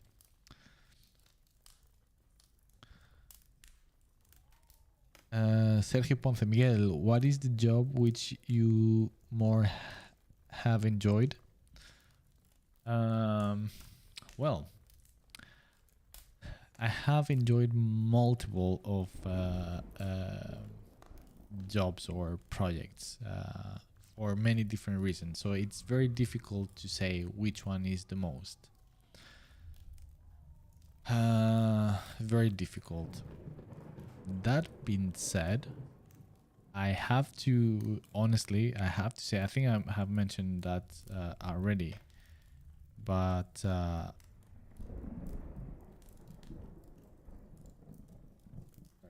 1 second. I think Lord Commander Dante.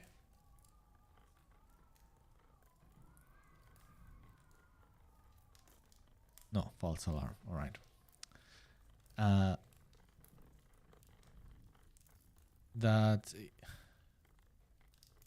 So that I have enjoyed plenty of projects for many different reasons. But I have to say that without taking merit to many of other projects that I have worked before, the Dark Tide, Warhammer 40k Dark Tide, that I'm still working with, I'm having so much fun. It's silly how much fun I'm having with it. Not just fun, but also the guys at Fat Shark are absolutely amazing on a personal level, on a professional level. It's an absolute delight to work with them. Once again, on a personal level, on a professional level, they know so much what they want, and they are so on point, and they have such a vision. It's insane. And the project is just like pure fun. I mean, it's so yeah, without taking merit to other projects that I had a lot of fun before, I could very easily say that Dark Tide, it's the one at the moment. It's yeah. Yes. Yes, Dark Tide is just been, so far I can say it's been the dream project for me.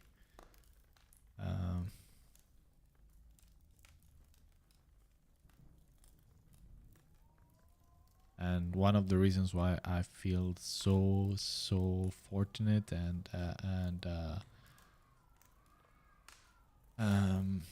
what's the word? And thankful that I have the opportunity to work on it, because once again, it's just like the it's a dream project.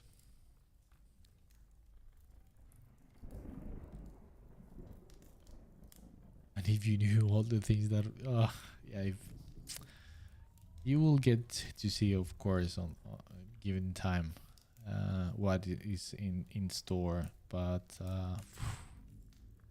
this game, I'm telling you, it's gonna be such a bomb.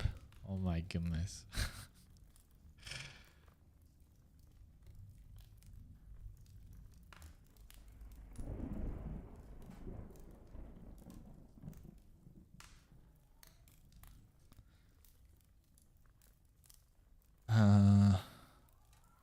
And the good thing about this one is that I'm still working on it, so I'm just like, I cannot speak in past. I'm still enjoying it immensely.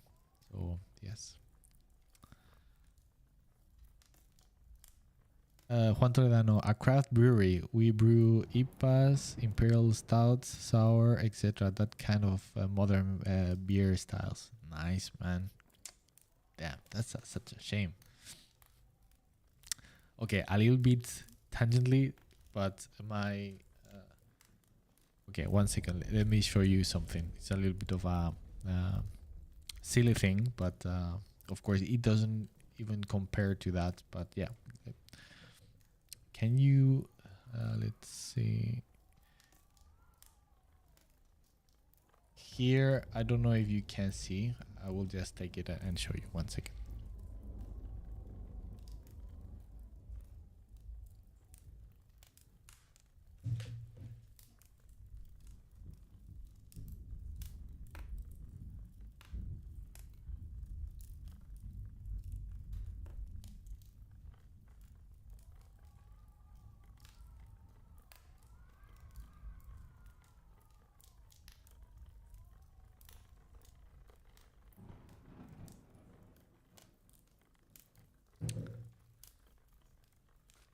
Yeah, you cannot see on the camera. They are above the camera. I have 2 more bottles, but I cannot reach them. They are too high.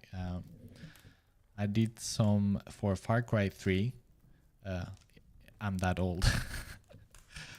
I was asked to, I was the concept art lead for that project, and as a fun thing, when we were close to releasing the project, and they were planning to do the release party for the game, so they decided to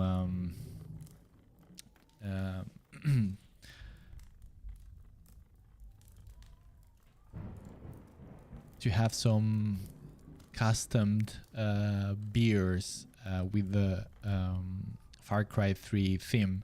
So they asked me to do all the labels for the beers. So I did 3 different ones. So this is one of them. I don't know if you can. Oop. There you go. The other ones are better than this one, but yeah. Anyway, so I just kept one version of each as a memory for from Far Cry 3. But yeah, so yeah, fun thing there. It's not the same thing, but yeah. Let me just put it back.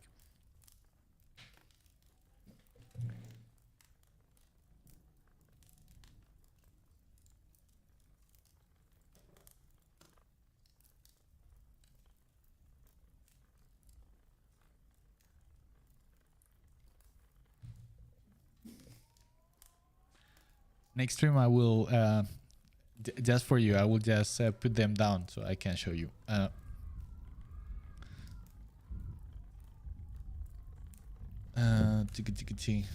But yeah, man, a brewery, that is awesome. How much beer? Just like the silly question from an outsider, but how much beer could you drink?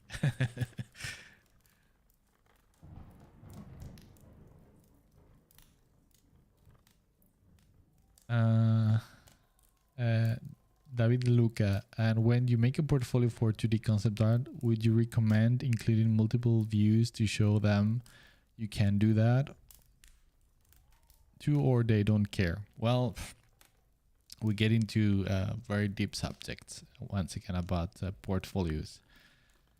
Well, it depends. It depends to what is the aim for that portfolio and what type of position you are doing that portfolio for. So it depends. In some cases, that could be a good choice. In some others, could be totally unnecessary. So one key thing always when it comes to portfolio, you need to stop thinking that you can do a general portfolio that can work for anything or for everything. You need to, and this is something that we touched last stream when we talked about portfolios. You need to cater each portfolio for each individual position that you are seeking, or type of job. So yeah, it depends quite a lot, because once again, for certain type of jobs or positions or a specific studio, that can be a very good thing to add. In others, not so much, because it's irrelevant. So difficult to say.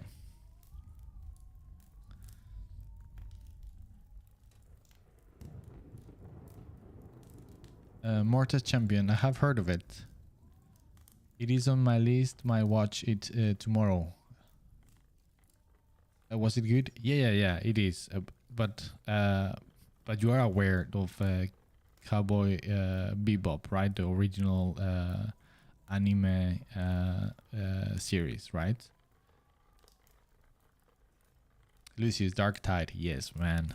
Dark Tide, I swear. I have wet dreams with this project. I kid you not. Richard, looks like we have got a bowl of liquid happiness. Richard, by the way, welcome to the stream. I don't know if you've been around for a long time, but yeah, anyway, fantastic to see that you are around. Well, to be honest, the beer was awful. It was horrible. So in that case, it wasn't that happy. But yeah, it still was a cool idea that they had at the studio. And I actually, surprisingly, I had a lot of fun doing this, designing the labels for the bottles. So there was 3 types of beers. I mean, it's such a long time. It's more than 10 years ago. Well, maybe, yeah, more than 10 years ago. But yeah, the beers were, they decided to go for something that wasn't that good quality, or yeah, they went for the cheap, and god damn it was cheap. but yeah, anyway. Zip Posada, that's so cool. Yeah, it is, man. Yeah. Juan Toledo, nice. Yeah. Zip Posada Instagram post. Yeah, actually that's a neat idea. Yes. I don't know if people would appreciate it outside the stream on Instagram. I don't know. I feel like every time I post anything that is a little bit outside the norm, it's just like nobody cares. But I mean, for certain, I will show you next stream that for certain. Jaime Davila, it would be awesome when Fat Shark allows you to do so, to hear about all the work of character design you have made for the project and explain all the artistic processes you went through. Yeah, of course now I cannot say anything. My lips are tight, sealed tight.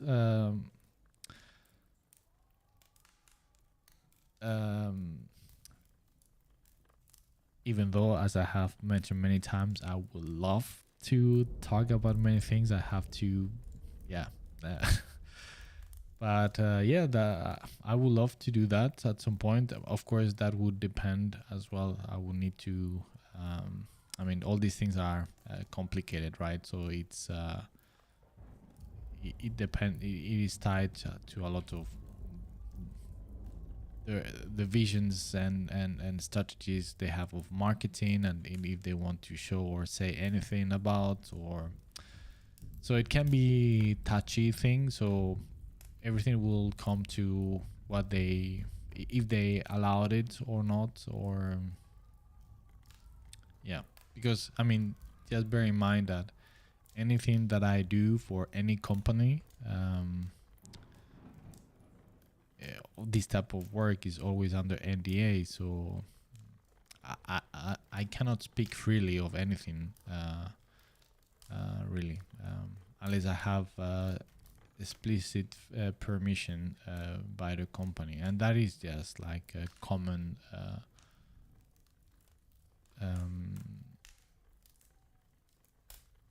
practice on the industry.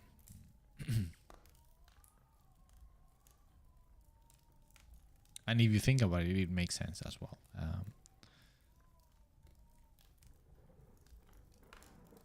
I mean, especially when it comes to, I mean, not so much with concept art, but in other areas. I mean, sometimes they want to keep secret how they do things. In some cases, of course, not always, but and I'm talking in general in the industry, not about Fat Shark. At other times, when it comes, one of the dangers that might come with these type of things with concept art, it's sometimes, if you, since concept art, many of the concept art that you might do, it doesn't get to appear on the final game for a million reasons, right? So you have a very tight and defined marketing and communication strategy for what is going to be the game about, and anything. You show a concept that might give the impression that there is something going to be on the game that it is not, then that can be a problem for the managing the expectations of people, right? So they need to, yeah, it is a delicate thing. But yeah, anyway, I'm just going all over the place. Yeah, so I would love to, and hopefully I can do something of that at some point. Yeah, I would love to.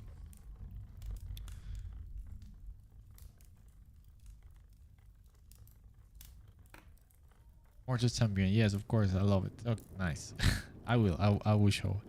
Richard, seems you have to visit Czech Republic to have a nice beer, or Bavaria. I'm a bit drunk right now, by the way. Nice. Cheers, man. Yes. Yes, I think we talked about it like a long time ago. I like beer, all types of beers for sure. Even though, to be honest, I'm more of a wine guy, but I absolutely adore beer.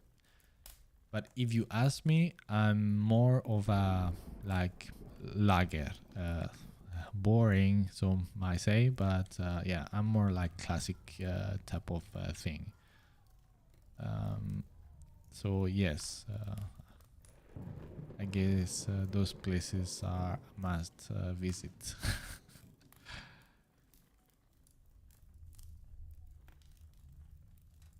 Milbird, this orc is looking so cool. Thanks, man.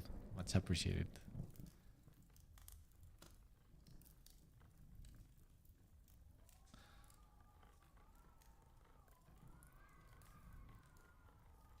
We could add. I'm just thinking.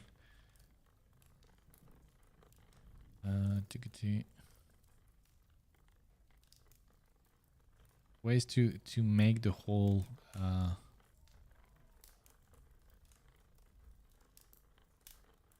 Got certain elements that add a little bit more of fun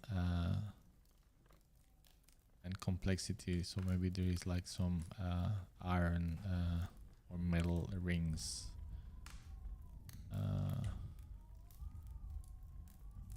On the whole, straps or something like that, just to give a little bit more visual flavor to the look.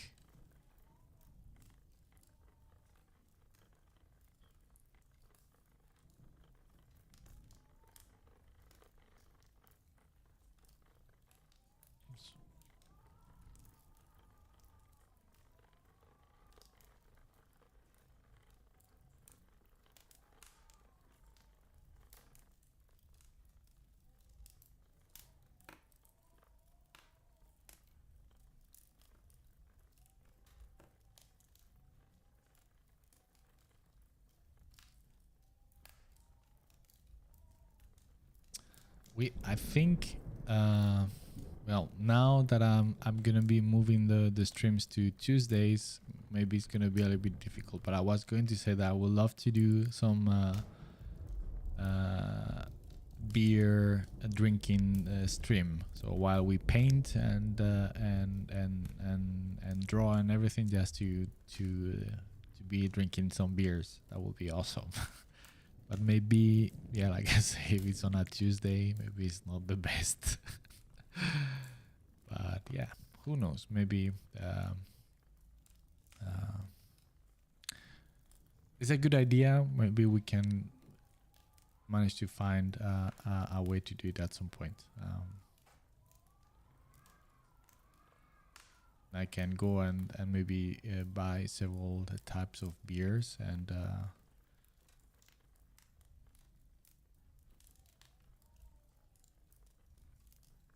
yeah, so we are not just painting and drawing on our ends, but we are also having some beers together.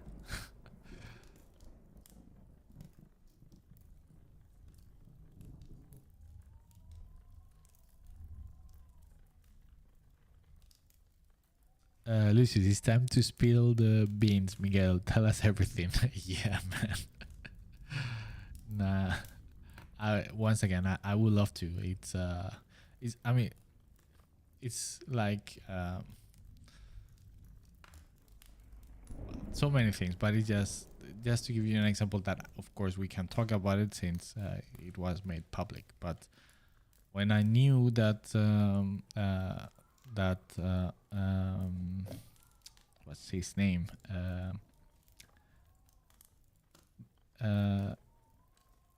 Dan Abnett was joining the project, and that we were going to work with him, and it was like, what? I mean, like I mentioned many times, since I'm such a huge fanboy, right? Since I love his books so much, it was like, what? Right? And it's like these things that I immediately want to share that with the world. It's like, guys, we're gonna work with, but yeah, you cannot say anything. So, so it's one of the reasons, one of many reasons of why I am enjoying so much working with guys at Fat Shark with Dark Tide, is that I'm genuinely enjoying like the project itself. It's so much fun. It's it's awesome. It's yeah.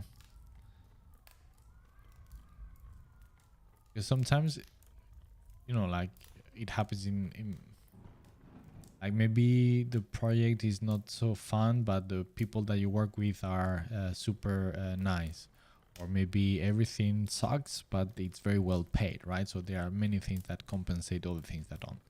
In the case of these projects, everything is fantastic. And of course, I mean, for me, especially since I started freelancing, I need to like the project, right? It's an important thing. And of course, as you know already, being such a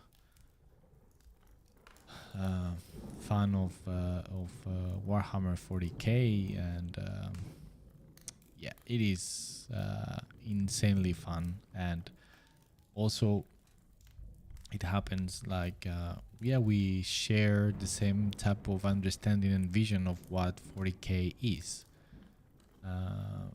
which is very similar to how Dan depicts the 40k universe. So it feels awesome, right? Because I can tell you, I wouldn't be happy at all if I was working on a project that is like the Ultramarines, regardless if it's Warhammer 40k. I would kill myself. And I would never dare to say that I worked in that.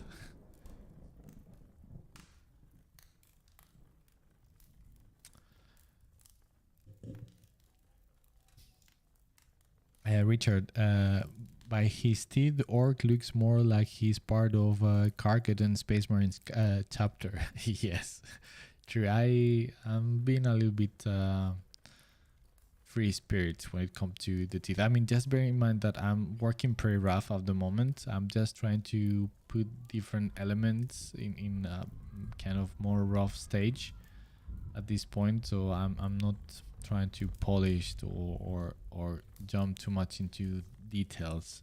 So yeah, I mean, the whole face needs to like a pass of going more in detail with it.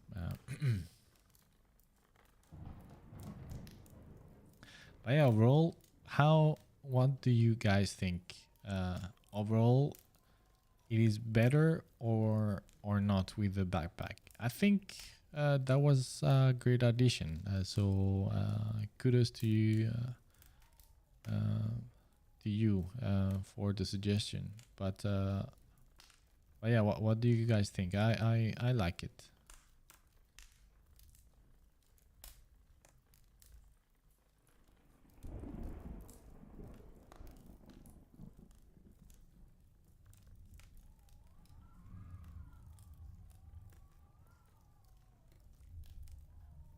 David Luca, every day is a good day for beer.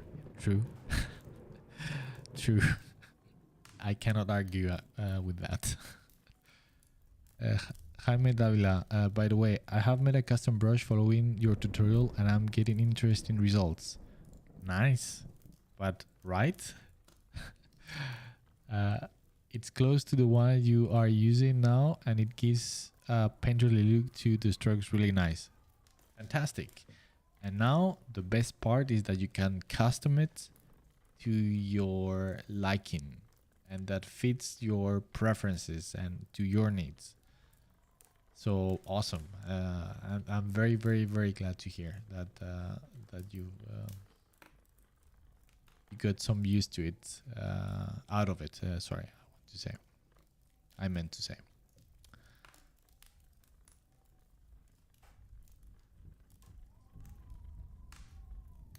Sergio Ponce, Dan Amnet, whoa, insane, bro. Yeah, man, you didn't know?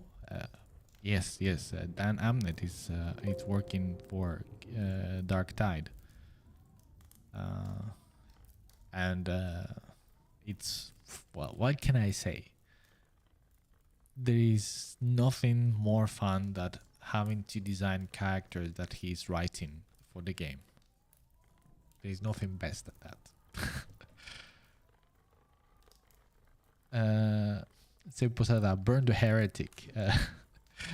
Indeed, always. Have you read any Gav Thorpe novels, Miguel? People always talk about Dan, still have to read from him. But from the ones I have read from Gav Thorpe, it's amazing. Although I have mostly read Warhammer Chronicles. Zeb, yes, I have. And yes, they are nice. But, and of course, this is a very, very personal opinion. So, of course, yeah. To me, there is nobody like Dan Amnet as an author for Warhammer 40k. There are many that are fantastic, many that I enjoy immensely their work as well. But to me, the one that really touch my sensitive spots, it's Dan, without any difference. And to put things into perspective, Dan is the, I mean, before, just imagine, like, when has it been, like 20 years ago, when there wasn't so many novels based on 40k universe. In general, they were absolute crap. They were pretty bad. Until Dan Abnett jumped in. He was the one that kind of opened the gates to expand and to create from a more genuine and creative perspective the narrative of the 40k universe, and to give it a believable touch and feeling to it, instead of just like the crazy and madness universe that it is. So to give it a more human perspective, a more credible and believable. And he's the one that achieved that. He's the one that so just only by his role into achieving that is just for me, there is no comparison. And then on top of that is just the sheer mastery of his stories and narrative, and the way he described and how he expands the vision of the universe is insane. So yeah, so for me he's the absolute best. Yes, but again, it's my personal opinion, but I tend to think that I'm not the only one that thinks this way, and there is yeah.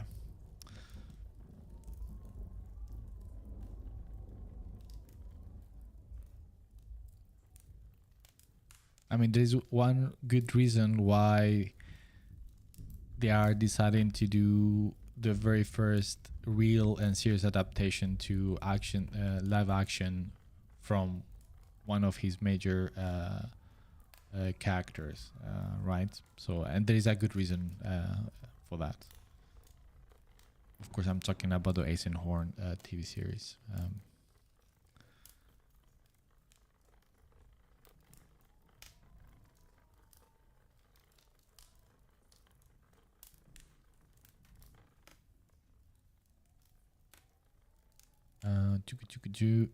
Backpack looks fun. Oh, yeah, cool.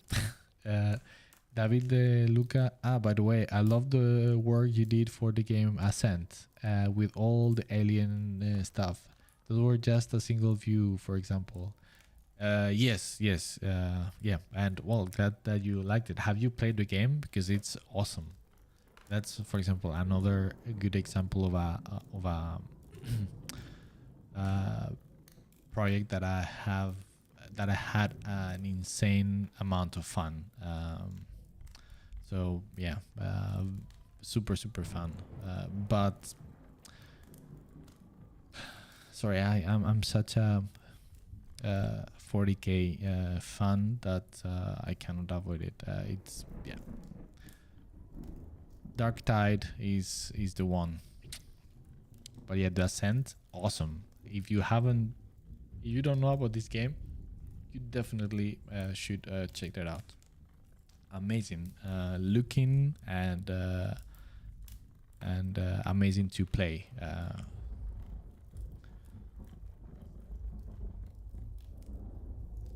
Of course, I worked on it, so it's even better. No, I'm just kidding. But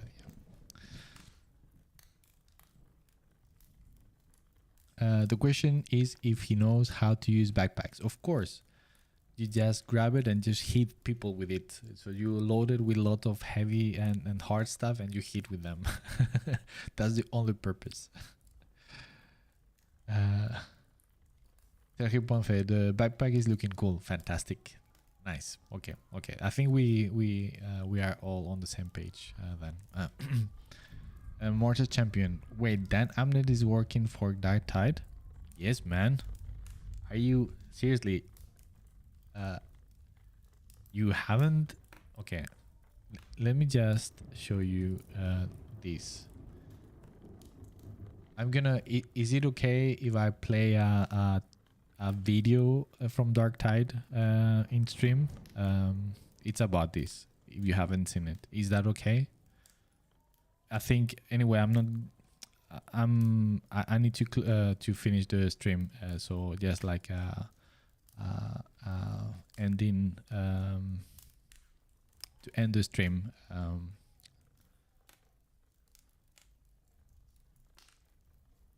For a warmerish orc to have backpack and thing that way, I would add some trinkets that made things like that, like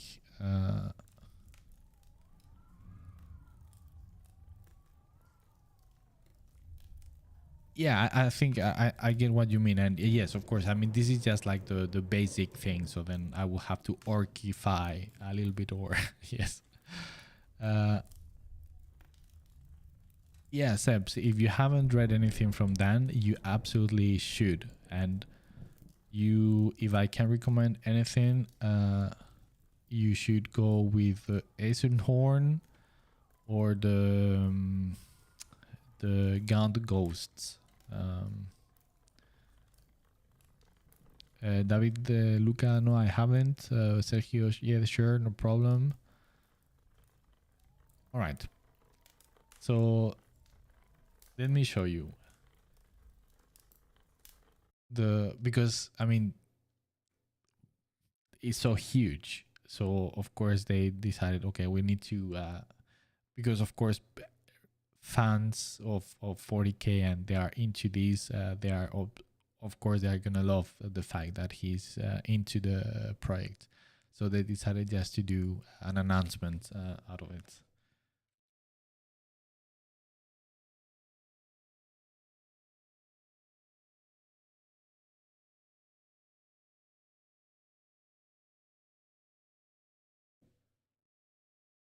All right, here it is. Can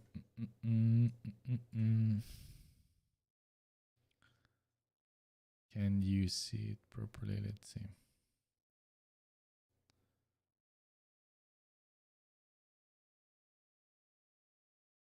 Right, here you can see it properly. Let's put it here. There you go.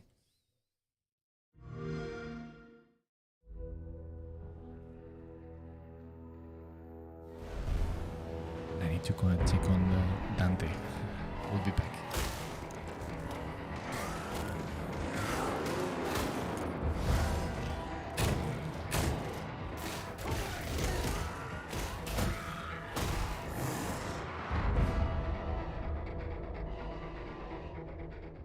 With Darktide, we chose to focus on humans because humans are actually the heart and soul of the entire 40k universe. And to play as a human being really emphasizes the vulnerability, the survival horror aspect of it.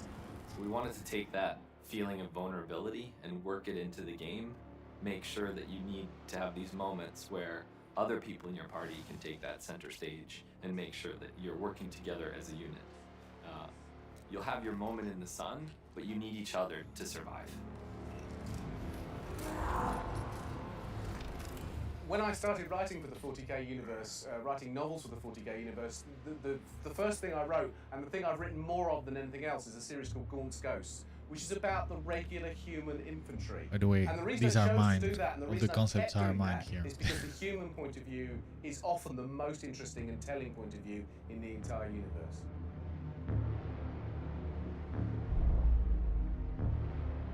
The setting is a planet called Atoma Prime, and in particular a city called Tertium. But Tertium isn't just a city, it's a hive city, so it's the size of a continent. The hive city is important to the Inquisition because it's a vital imperial holding. It's essentially the capital of an enormous area of space, and of course it's home to billions of loyal imperial citizens. So it's not the sort of thing you want to lose, but it's also a way for chaos to get in to the Imperium, which they can't allow to happen.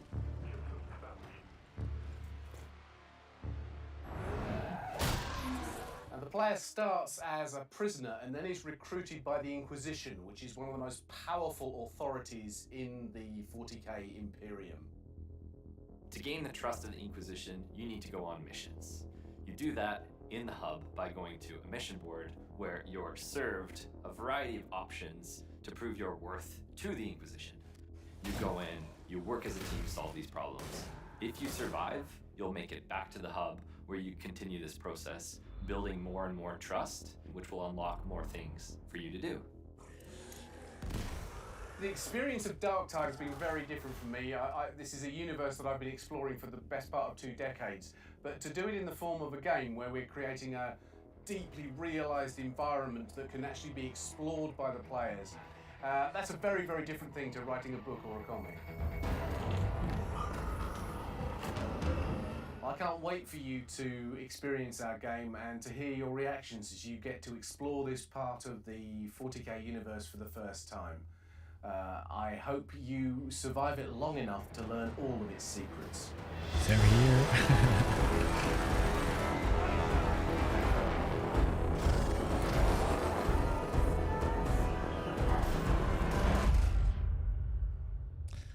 Yes. Awesome, right? I mean, of course, this trailer it's they focus. I mean, the main thing with announcing this dynamic is especially for those that especially enjoy the lore, right, and stories. But yeah.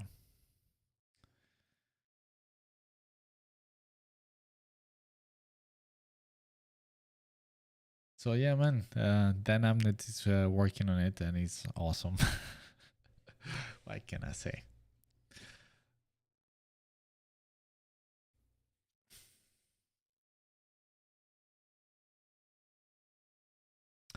All right, guys. So I think it's time for me to close the shop. I don't know. Directly translated from Spanish. but but yeah, it's been super fun like always. Also, reminder, I'm changing the days for streaming, so I will not be streaming anymore on Saturdays. I'm afraid, because I cannot. So I'm moving the streams on Tuesday at the same time. I will be still making announcements on future videos on YouTube, of course, but on Facebook and Instagram. But yeah, so next stream is this Tuesday, so pretty soon. So this time it's gonna be short pause in between streams. But yeah, so I hope that you can join on Tuesday. I understand that it might is not the same since it's not a weekend, but yeah, I hope to see you there. And yeah, enjoy the rest of the weekend. Thanks again for joining the stream. Always fantastic. Thanks for all the suggestions and ideas. I think the idea with the backpack, even though I dismissed it on the very beginning, but I think it has proven that it was a great idea. And yeah, so see you on Tuesday. Take care, guys. Bye bye.